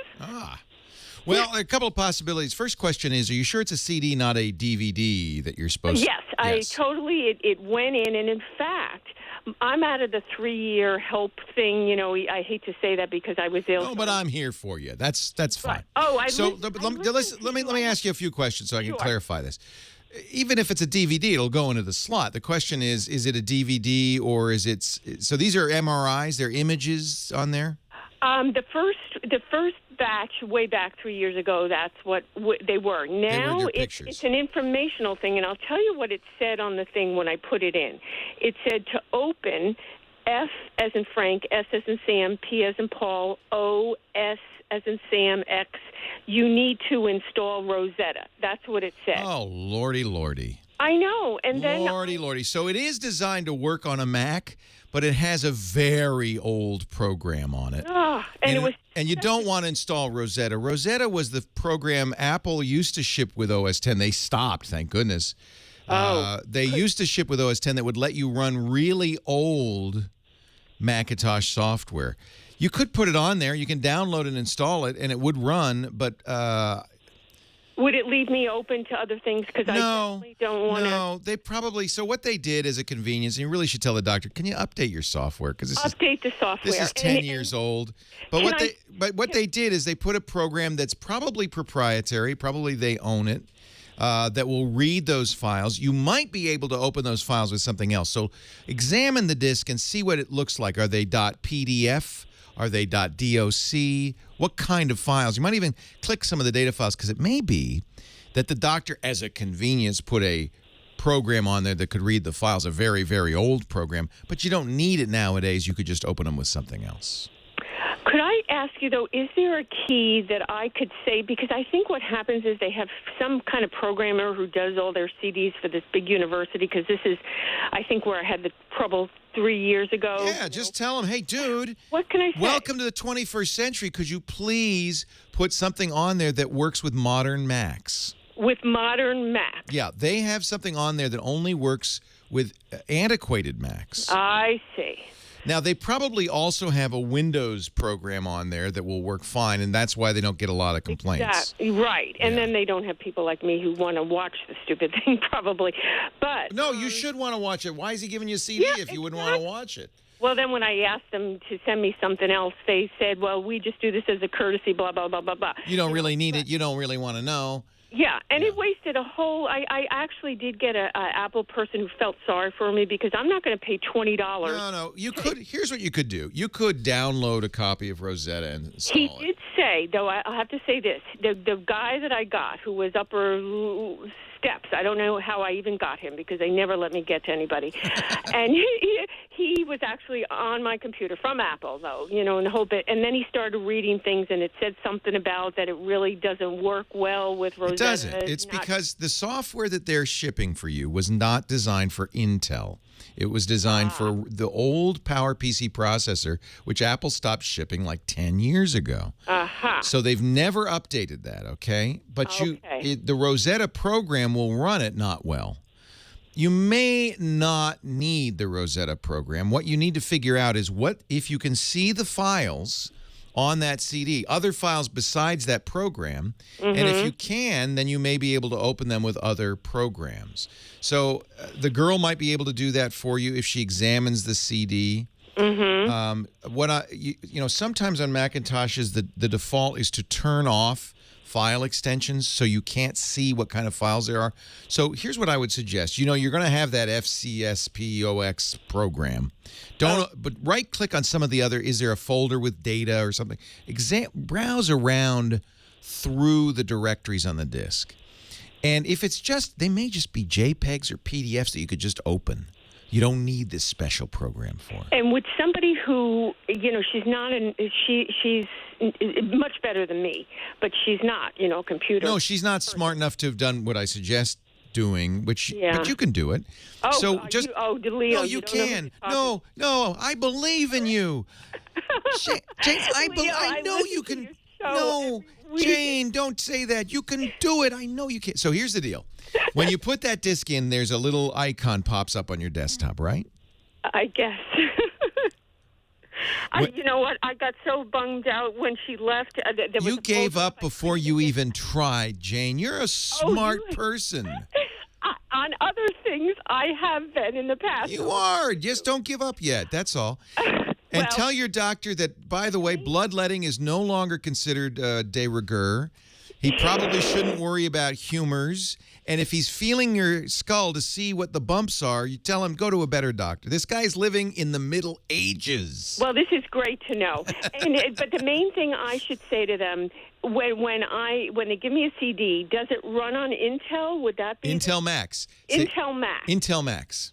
Intel Max, you're saying MAX? No, Macintoshes. Mac, right. Intel-based Macintoshes, yeah. Right, okay. They're giving you a disc with a program on it that hasn't run on Macs in years. And you know what I'm thinking? If I'm trying to get information, this must be old information. No.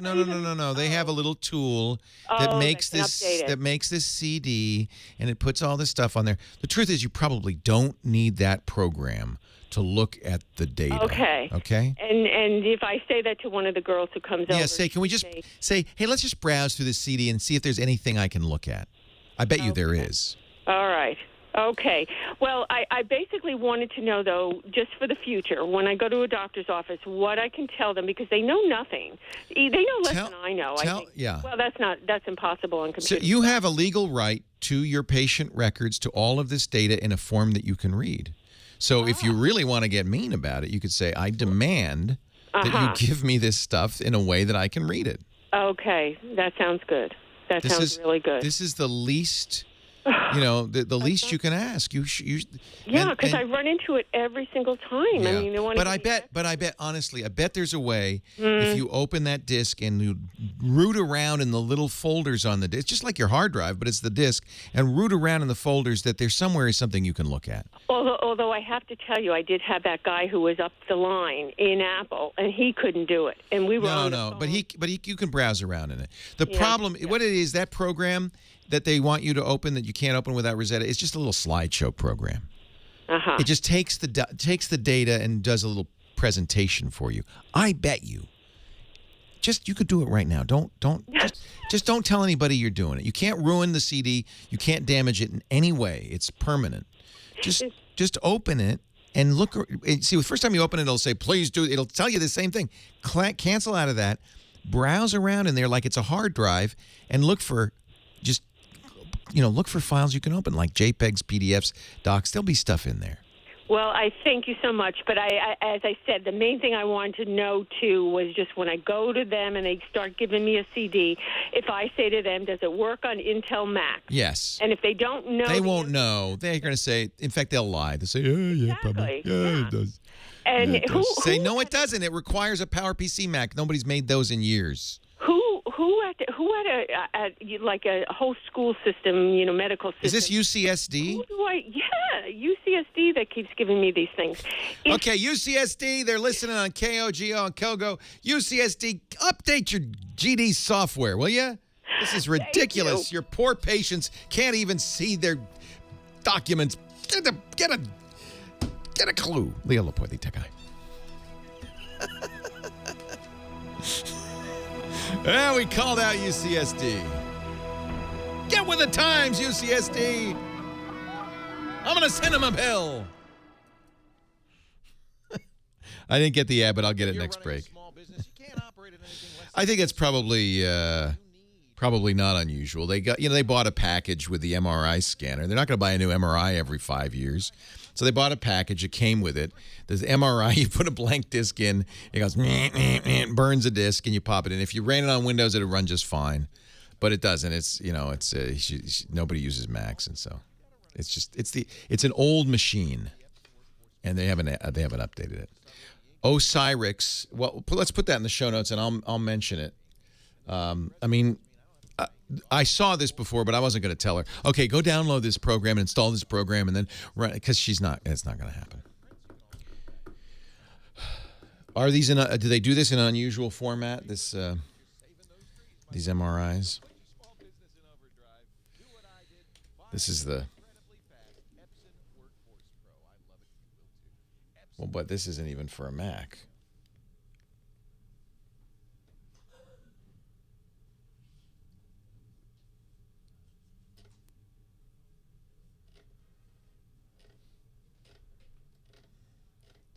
Oh, yeah, it is. It's Mountain Lion. Le meilleur de parler Cyrix dans une station diagnostique Mac. So you have to go to France to get it. Yeah. So if she downloads this, and then she could open, could she open, this is free?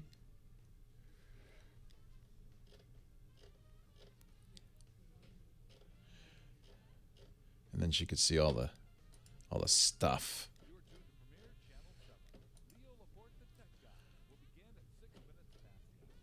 All right.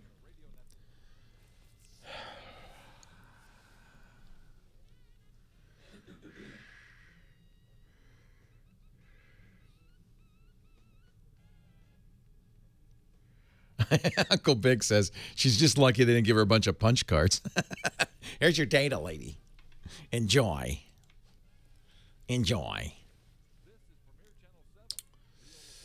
So they don't use they use a proprietary form. All right, well, I'll mention this. This is good. Thank you.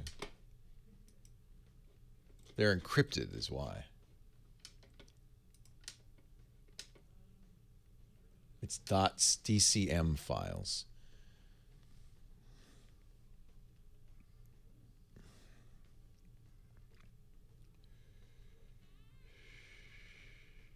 So really what they should be doing is replacing that old program on there with a new one.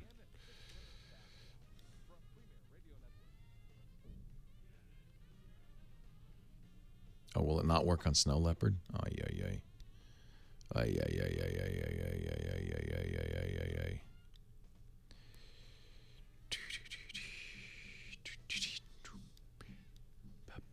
So which one do you like? I like the feel of this one in my hand. The little one. But I'm afraid the texting would be harder. Get the big one. I don't think you can even get the little one yet on Verizon. But they just announced that one on Verizon. I think it came out today or tomorrow. But they're very nice. You want to try the big one? You want to try that one? Oh, no. That's too big. That's way too big. That's too big. I like the thinness of these because they won't create an obnoxious bulge in my pocket if I just want to slip it in the You're going to love that phone. The HTC One is a great phone. I think you're going to really like it. The camera is excellent. How's the battery life, though? I had to tweak it a lot to get decent battery life. Now I get great battery life. And this is the kind that you can't get extras for, right? Right.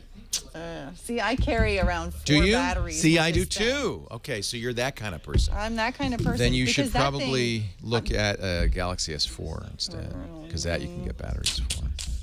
Yeah. Careful, by the way, I'm bonking that table the way we've set up that microphone. It's microphoning. I don't know. Is the microphone a separate stand? It is on the it's on the table. It's on the table, yeah. So when you hit the table, it goes bong, bong. Don't want to do that. Yeah, battery. The Moto X has good battery life. Does it? Yeah. You might really love the Moto X, but right now it's not a Verizon yet. Are they going to do that OK Google Now thing? Is that just going to be a app or program soon? It has to be in the hardware because otherwise it'll kill the battery. So it Moto won't X be on only. this. No. Oh. So if you like that. But how did that work for you pretty well? Yeah. Yeah. It also knows when you're in the car, so it unlocks itself in the car. It has a special feature that if somebody calls you in the car, you can have it send them a text message saying, I'm driving right now, but I'll call you back. Driving right now, leave me alone. Leave me alone. I think the Moto X's are great. Verizon has the Droid Ultra, which also has that always-on feature. It's similar. I think it's a little uglier and clunkier.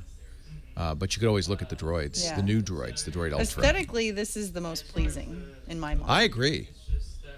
Most people agree that's the nicest phone, Android phone out there. Yeah, before it even came out, I was like, that's the phone I want. And the front speakers are really good and loud, and they sound great.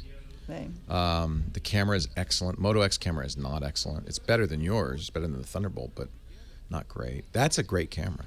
Okay. I'll show you some of the things the camera can do, too. It can do slow motion movies. Nice. In fact, I have let me see if I can find it. In my Google Plus. I took some slow motion movies of Michael, Lisa's son, on the Bouncy Bounce. Let's see. It should have uploaded. The nice thing about Google now is all the pictures are automatically uploaded. Wait a minute. Where are they? Huh. They didn't upload yet. I must have it turned off. It has a nice feature too that's called a Zoe feature. So what happens is it takes a 3-second movie when you take a picture, and you can get a bunch of stills out of it too, which is nice. This is a nice camera. I really like this camera. The low light's excellent.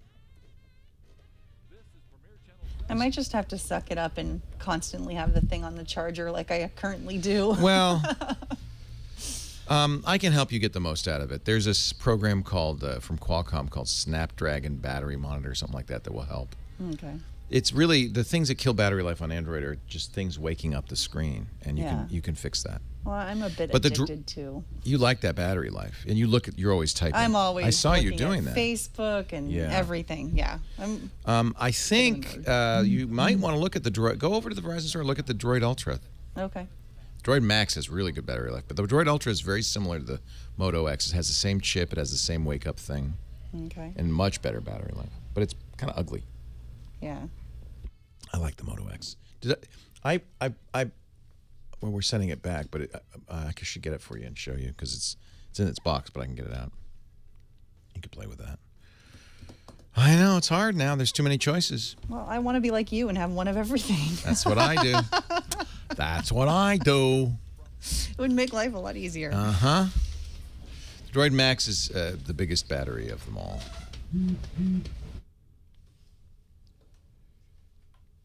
Well, hey, how are you today? Leo Laporte here, the tech guy. Time to talk about computers and the internet, cell phones and camcorders, MP3 players, home theater, GPS, grand pianos, vacuum cleaners, and microwave ovens, anything with a chip in it.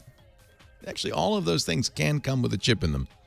8888 Ask Leo. That's the phone number, 888-827-5536. We were talking before the break to Jane, who had a disc provided to her by her doctor of medical imagery that she just couldn't open in a Mac because it had, it was set up to auto-launch a program to display the imagery. But the problem is the program on the disc was really, really old. Not the disc itself. They made a brand new one. But you know what? I mean, come on. How often does a hospital buy a new CAT scan or MRI machine? They're expensive. Probably when they bought that MRI machine, they were still making a PowerPC Max. So I bet you anything. I mean, I don't know. I bet you anything. The MRI machine has a little disc burner in it. They put a blank disc in there. It goes, and it puts some stuff on there that they can read, or the CAT scan or whatever. And back when it came out, they put an old Mac program on there. She's befuddled by the fact that that's the program that launches when she puts the disc in. It auto launches, And it says, you can't play this on an Intel Mac. You need Rosetta, which Apple doesn't support anymore.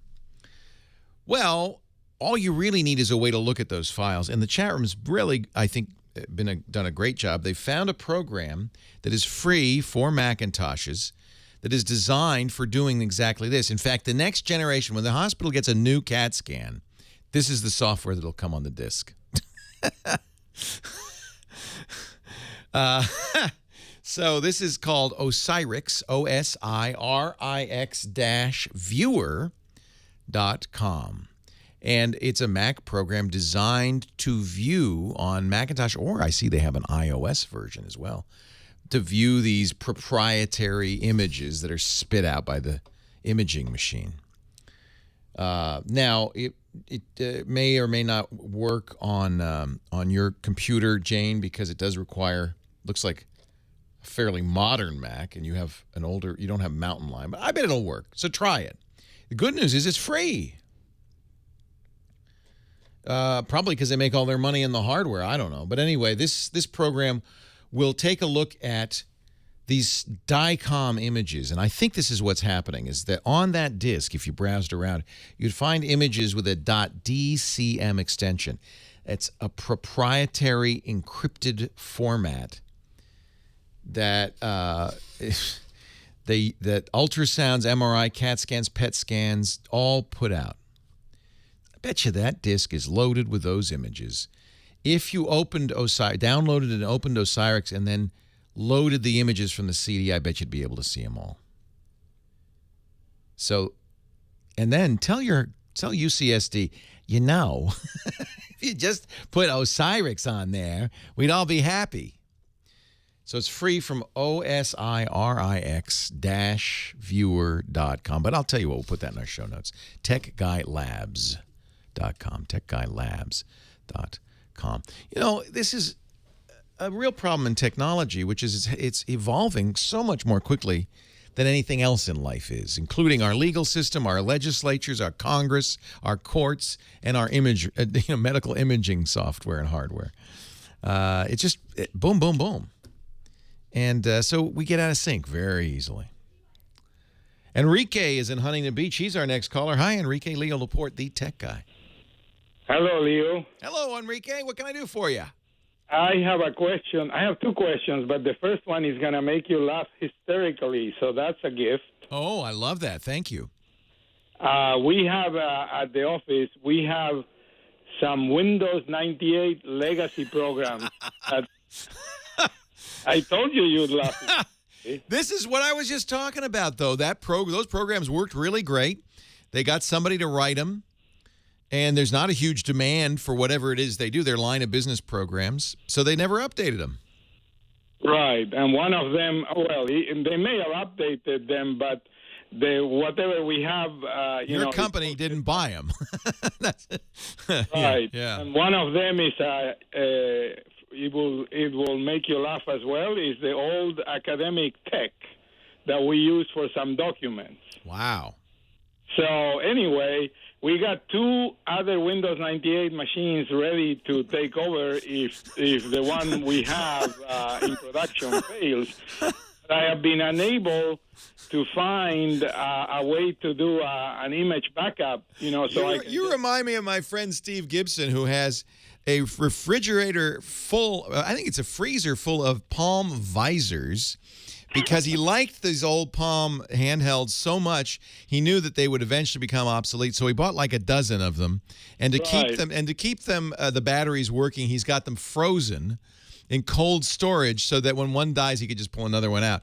By the time that, and of course he's not using them anymore, but he liked them when they came out.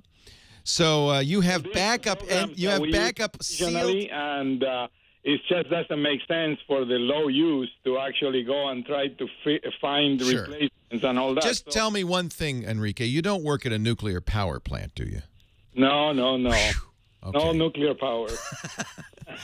I'm joking, but frankly, I think it's the case that many nuclear power plants are running on Windows 98. So, yeah, I just read in the Wall Street Journal that the funeral homes use typewriters because of ordinances. So well, and there's no viruses on typewriters yet.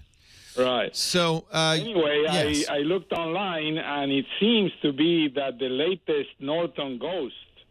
Well, first, the one, your favorite, which works very well with XP and Windows 7 and 8, is US. Yeah. For image, but they don't offer anything going back to Windows 98. So I went to Norton Ghost, and according to their own documents, the last Norton Ghost that works with Windows 98 is Norton 2003, which you can still get on eBay for about $30 to $50. Yeah, I mean, imaging a Windows 98 machine is very different because it's using FAT instead of NTFS, and it's so it really. I'm looking at at other older programs, and nobody supports Windows 98 anymore. Norton Ghost is from that era, right? So my question is there anything better that I can do to get a backup image that I can easily clone the next Windows? Because you have to keep this working forever. Here's my suggestion: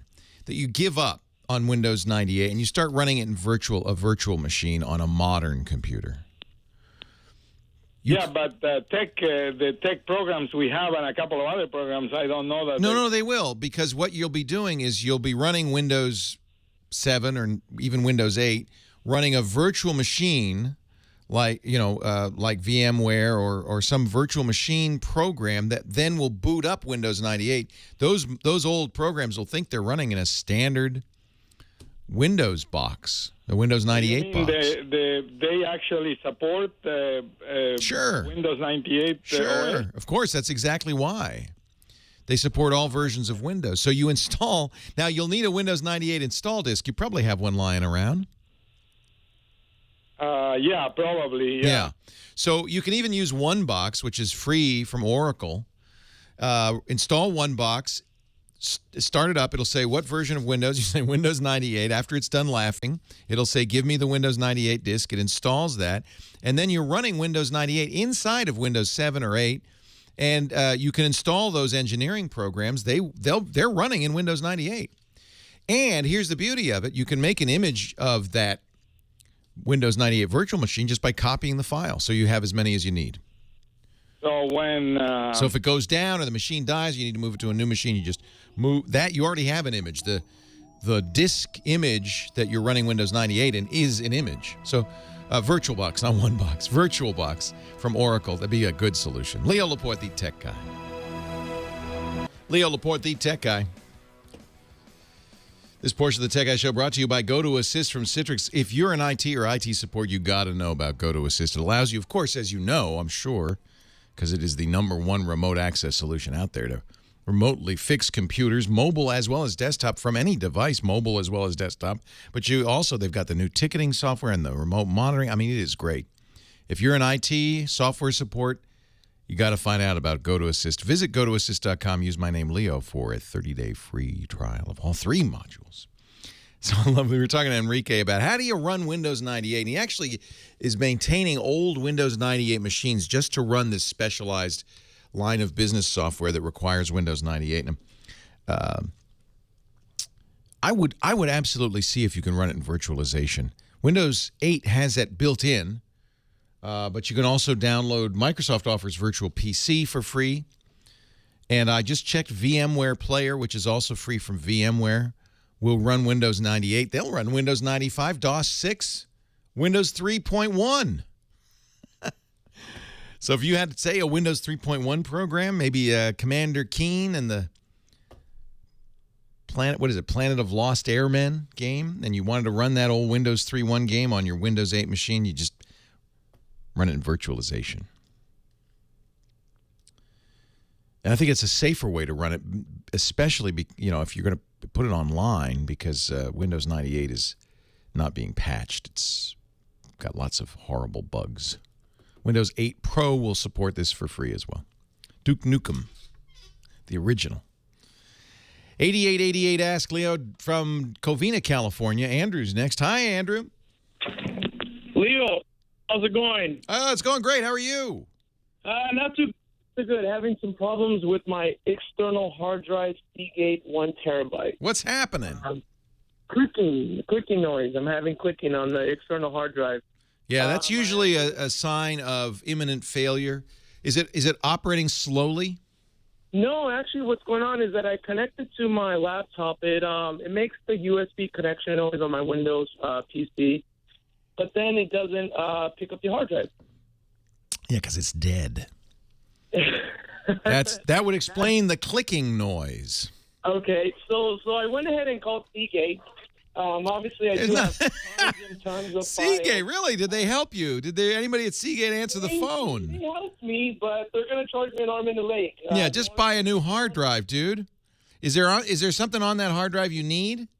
I have over hundreds and hundreds of music. I'm a DJ, that's why. So. And you didn't back it up? And I did not back it up. Yeah, you're out of luck. So what I was doing was I was Googling, and I heard... What did you hear? I'm sorry, I missed that. Freezing your hard drive. Yeah, maybe. Freezing your hard drive for about 4 hours, putting it in a freezer bag. You could try that. Place it in the freezer. Yeah. Let it once I'm ready, take it out, connect it, and immediately do a disk recovery. Yeah. It might work. It actually is not as crazy as it sounds. Okay. What would you recommend? Leave it intact in the casing or remove it from the casing? No, you leave it intact. And what you're most worried about is moisture. Correct. Not just while you're freezing it, but also when you take it out, the sudden condensation. Usually you do this as a last resort. Okay. And if it doesn't work, you're really out of luck. So this would cue the Carbonite ad right now. And the reason Seagate will charge a lot of money, there's other companies, Drive Savers will do this too. They can disassemble the drive. The clicking probably means that a number of things. Bearings could be dying, the actuator, on the reader, the head could be broken. There's all sorts of things. If it's something physically wrong, it's thousands of dollars to get your music back. If it's just software, it's maybe you can get it back without spending a lot of money. It's very tricky. Very tricky.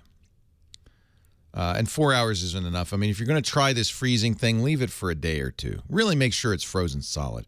The reason it works, I don't know. It shrinks the... it's not going to work. Occasionally it can work. If it works, it's going to work once and never again. So get that data fast. And this would be a good time to talk about backup. Yeah, I get calls all the time like this. This is not unusual. This guy's got thousands of dollars in stuff he cannot replace. He had one copy of it on a drive that died.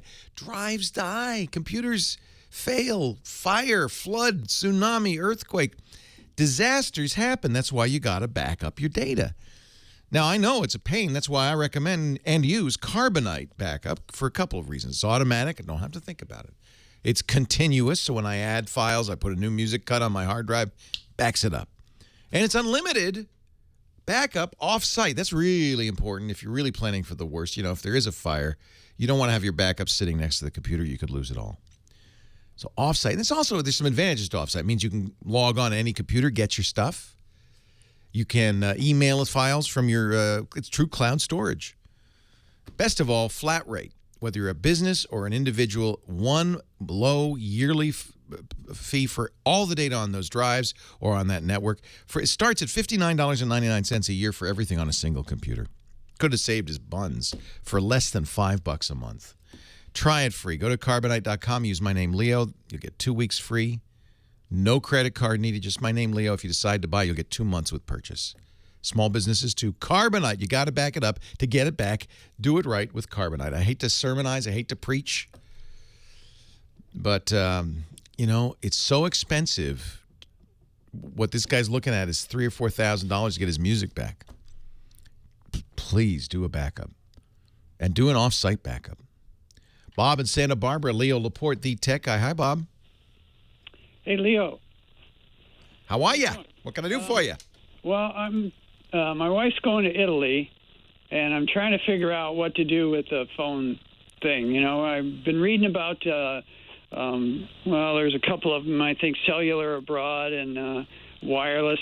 So I'll give you the whole rundown real quick. It's confusing with the... it's very confusing. So you can bring your cell phone with you and call your wireless provider. You can she has Verizon wireless. Okay.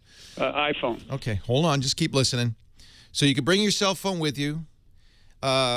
If they offer international data plans, you can buy it. Verizon, in this case, $25 for 100 megabytes. Not a lot of data. And then it'll be another $25 when you use another 100. AT&T is similar. If you do that, then you can watch carefully and don't exceed the amount you buy. You can use your smartphone judiciously. The advantage of that is if you're going for just a week or two, it's probably enough. You'll have your smartphone. Your phone number will work. You will be paying a lot for people calling you, so make sure if somebody calls you can say, I'm in Europe, bye! You don't spend a long time online because it's like $1 a minute or something. That's one way to do it. Go to the carrier and say, I want an international data plan. Another way to do it, if you don't want to spend any money, turn off data roaming. It's a setting right there in all the phones. Just turn it off. It won't use international data at all, which means you'll have phone calls, but you won't have any data unless you're at a Wi-Fi access point. And then at a hotel or in a cafe, use all you want. That's another way to go. I'll tell you the third when we come back. Leo Laporte, the tech guy. So we were talking about, and this is a call we get a lot, and I'm glad to talk about it. In fact, I'm going to be going out of the country next month, and I'll probably do a variety of these strategies. What do you do? I mean, the advantage of having a smartphone is, wonderful. You can, if you get lost in a metropolitan area, you just fire up your smartphone, your Google Maps. You say, "Help me! Here's the hotel. How do I get back?" It'll give you walking, transit, and driving directions. It's awesome. There's translators on these phones. It just goes on and on. You can listen to music. You can listen to audiobooks. You can, Google has this great program called Field Trip that will tell you points of interest as you walk around. There's all sorts of reasons, but it uses international data. And unfortunately, the way it's structured with U.S. carriers is they pay through the nose. Therefore, you pay through the nose and a half for data internationally. Now, it's critical that you do not go overseas and without making some sort of arrangements for international data. Because if you just go ahead and go, you will come back to a very big bill, sometimes tens of thousands of dollars in data charges. Because all of these smartphones, they don't know. They keep getting the mail. They keep checking for texts. They get map updates. They download all sorts of stuff. They don't know you're overseas. They're getting all this stuff, and it's costing you big time. So it's very important that you plan ahead if you're going overseas. At the very least, turn off international data roaming. You just turn off data roaming. It's a setting on all phones, all smartphones. Then you won't use international data. You'll save yourself a lot of expense. But what if you want to take advantage of the fact that these are smartphones? What if you want data internationally? Well, then you have some different choices. You can certainly arrange with your carrier for international data. It won't be cheap, but it's a lot cheaper than if you didn't. For instance, I will get, I think it's 500 megabytes of data I'm going for 3 weeks. I'll get 500 megabytes of data from AT&T. That'll be $250. It's expensive, but at least I'll be able to use it. And I'll also have to be careful because it's easy to go through more than you buy, and then the rates go up. So you have to watch it very carefully. And we're not used to that. Boy, if you've had a smartphone for any length of time, you get used to just using data like crazy. So remember, Wi-Fi is your friend, and Wi-Fi is almost everywhere. It's in hotels, it's in coffee shops. If you turn off international data, you can still use Wi-Fi, and a lot of applications, Google Maps, for instance, will let you download those maps ahead of time on Wi-Fi, then make sure you don't use international data, but as you're wandering around, the GPS still works, and you'll have the maps on the phone, and you'll be able to get directions. So Wi-Fi, that's a great choice. It's ubiquitous almost everywhere you go. So certainly use that. Even if you do something else, even if you pay for international data, use the Wi-Fi whenever you can. The third choice is more complicated. If you have an unlocked phone, you can put an international SIM card in some phones that will let you use data at a much lower rate, at the locals rate. But you'll have a new phone number. You'll have an international, you have an Italian phone number, but you'll be paying Italian data rates. It's more complicated, though. You have to have an unlocked phone. Now, Enrique, or whoever our caller was, said, it wasn't Enrique, but our caller said that his wife had an iPhone. If it's an iPhone 5 from Verizon, good news. Verizon's iPhone 5 is an international phone. Not all Verizon or Sprint phones will even work outside the U.S., but that one will. And, better yet, it has an unlocked SIM card. So you can get to Italy and put in an Italian data card. You'll get an Italian phone number, and you'll get Italian data rates. That is possible. So I'm going to point you to a website. We'll put this in our show notes at techguylabs.com called prepaidwithdata.wikia. It's a wiki.com, where they have all the different countries and information user provided, so it's not guaranteed to be perfect. It's a wiki for the different choices in that country. So looking at Italy, for instance, they have a link to a website, but they also have different Italian characters like Team, Internet 40, Internet 100, H3G, Vodafone, and you'll see what the costs are and so forth. For instance, here's the Summer Smart 500 to be used during summer for 3 months. It's €7.50 for 3 months. That's a great deal. 500 minutes, 500 texts, a gigabyte of data. Good for 1 month. For €7.50. That's a great price. So you find that airports often have vending machines where you can buy those SIM cards. Be prepared, though, before you go. Figure out what card you're looking for, what carrier you're looking for, how to do it with your phone, and so forth. It's a little more complicated if you're going to more than one country. It's easy if you're going to be in one country. You can just look at that country's entry. So this is a really useful site, prepaidwithdata.wikia.com. There are companies that sell phones just for use overseas. That's another choice. It's worth looking at. Unfortunately, I'm going to be in 6 countries next month, so I don't think there's any good single solution. All of this is going to change a little bit in the EU next year. New regulations apply that require roaming over the entire European Union. That'll make it a lot easier for tourists and for travelers. Becky says, in Italy, the TIM, T-I-M, or Team SIM is a very good choice. So you have an iPhone 5. You get to Italy. At the airport, you go to the vending machine, or you go to a tobacconist's or a newsstand or the post office or various places. You can get these SIM cards. Get a TIM SIM card, flat rate, and you'll have data, European data. It's a little scary. It's Telecom Italia Mobile, the state phone company. It's a little scary because you kind of don't know what's going to happen until you get there. But that's part of the fun of travel. You don't know what's going to happen till you get there. Max, Los Angeles, you're next. Leo Laporte, the tech guy. Hi, Max.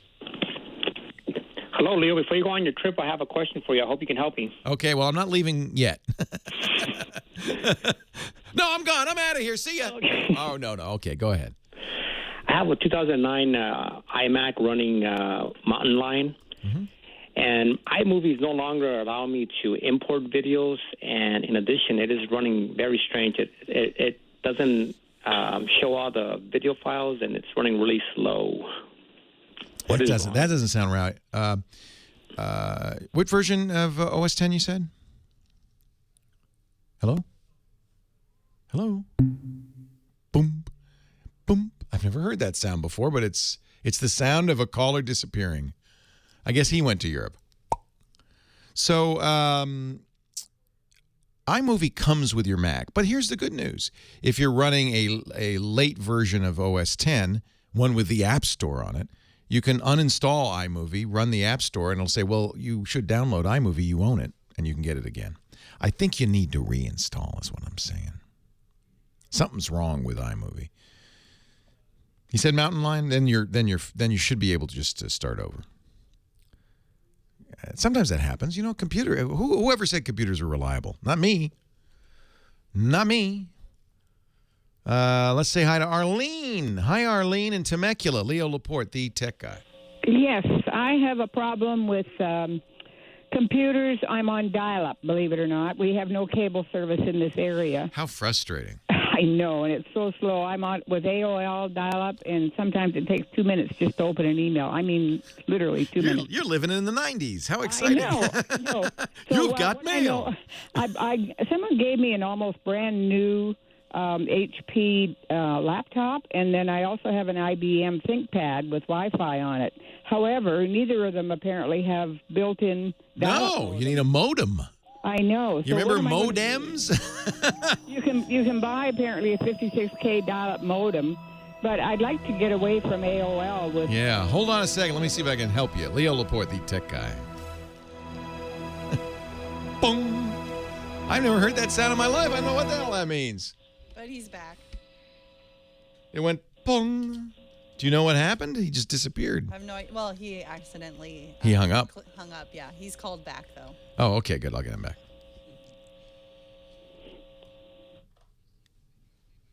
Bong. It was a cool sound. Yeah, this phone makes much better sounds than the one at Sherman Oaks, the Premier phone. Oh, okay. It used to, when you'd pick up, people would go. Yours probably KGO's does that too. I actually get confused when I've called in before because I'm not used to what it's supposed to sound like when right. you hold and yeah, it goes.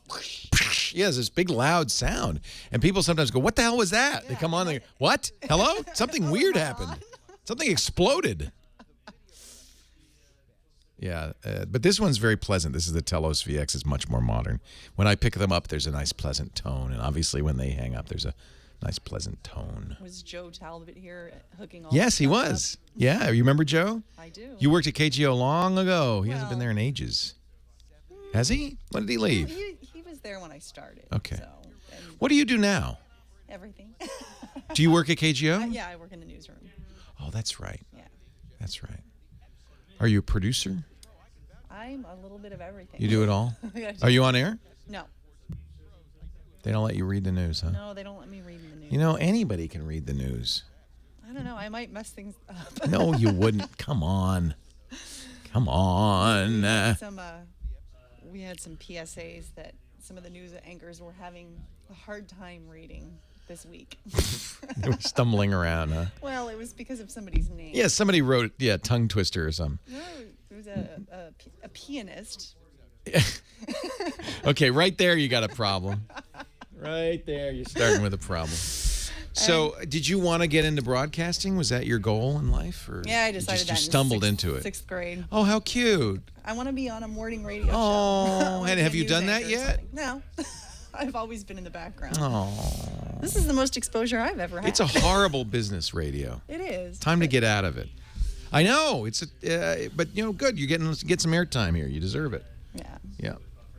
Well, yeah, I don't know why I got into radio, and I regret it deeply and bitterly. But I have found a new life here in the internet. Thank you, internet. Over 1 million people now know about you, Kim, says James. Well, now I'm nervous. I wasn't before. What's your last name? I should write it down. Unless you don't want me to say it out loud. Would you like to be anonymous? You don't want weird callers? No, it's Schaffer. Schaffer. And you don't pronounce that Schaefer, huh? Nope. Because there's no E. It's not spelled Schaefer. It's spelled Schaffer. And Alex said it was because there's a C, and it's Schaefer if there's no C. That's not true. I think it's Schaeffer. Schaefer. A-E.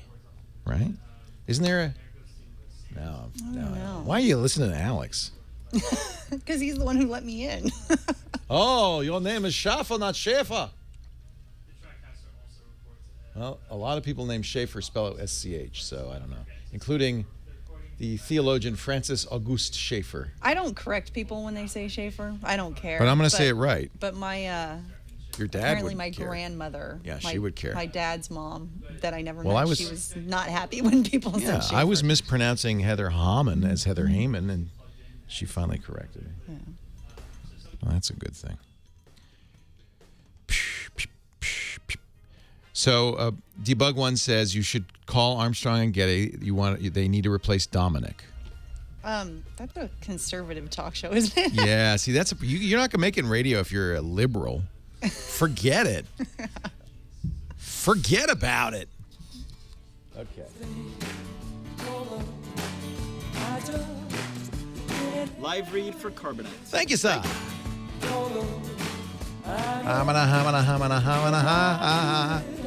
Leo Laporte, the tech guy. We've been talking to Arlene. Crazy little thing called AOL dial-up. You know, one thing you could try, Arlene, you got a phone number. So how far away from town are you in Temecula? Probably 10 miles. See, there you go. That's why you don't have DSL either. So you got no cable. DSL really doesn't work well more than 2 miles from the central office. So if there's not a central office 2 miles away, you're kind of not going to... The problem is these properties are all like 100-acre avocado groves and stuff, and there's not enough people here to warrant any of the services. Mm-hmm. That's the trade-off. Right. Internet or country living. It's hard to get both. And you hit the nail on the head. The population density is too low for anybody to wire it out there. Right. So what am I going to do with my laptops then? Well, the other option for you, there are some satellite choices. I would look at Wild Blue. Wild Blue. They have pretty good satellite connections. Okay. It's expensive because you have to buy more equipment than a modem. And I can't. I'm on Social Security. Oh, that's not going to work for you. Yeah. I think you're stuck with dial-up. I'm sorry to say. The other possible thing is a cell phone. When you use your cell phone, can you get? Doesn't work. Mm-mm. Well, you got nice avocados, and that's something to be said for that. No, I breed Dobermans. I got nice Dobermans. Nice Dobermans. Yeah, I think you're stuck with dial-up. I'm sorry, and you'll have to buy a modem. Yeah. Get a USB modem, or it won't work because nobody has serial ports anymore. But they do have USB modems and. USB modem. Okay. Yeah. I'm afraid that's going to be your only option out there. Boy, that's and in fact, this is seen as an issue.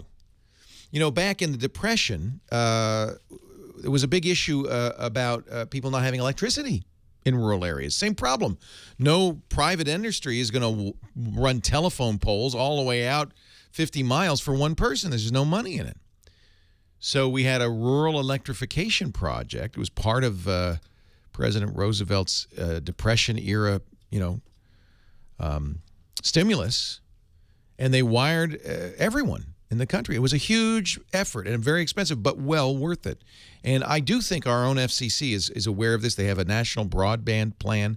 They realize that it may not be as vital as electricity, but it's getting to be close to it to have internet access. And it's not going to be private industry. It's just not economical. It's going to have to be government, I guess. Of course, government doesn't have any money anymore either. Hey, the GizWiz is here, our gadget guru. We're going to talk to him in a little bit.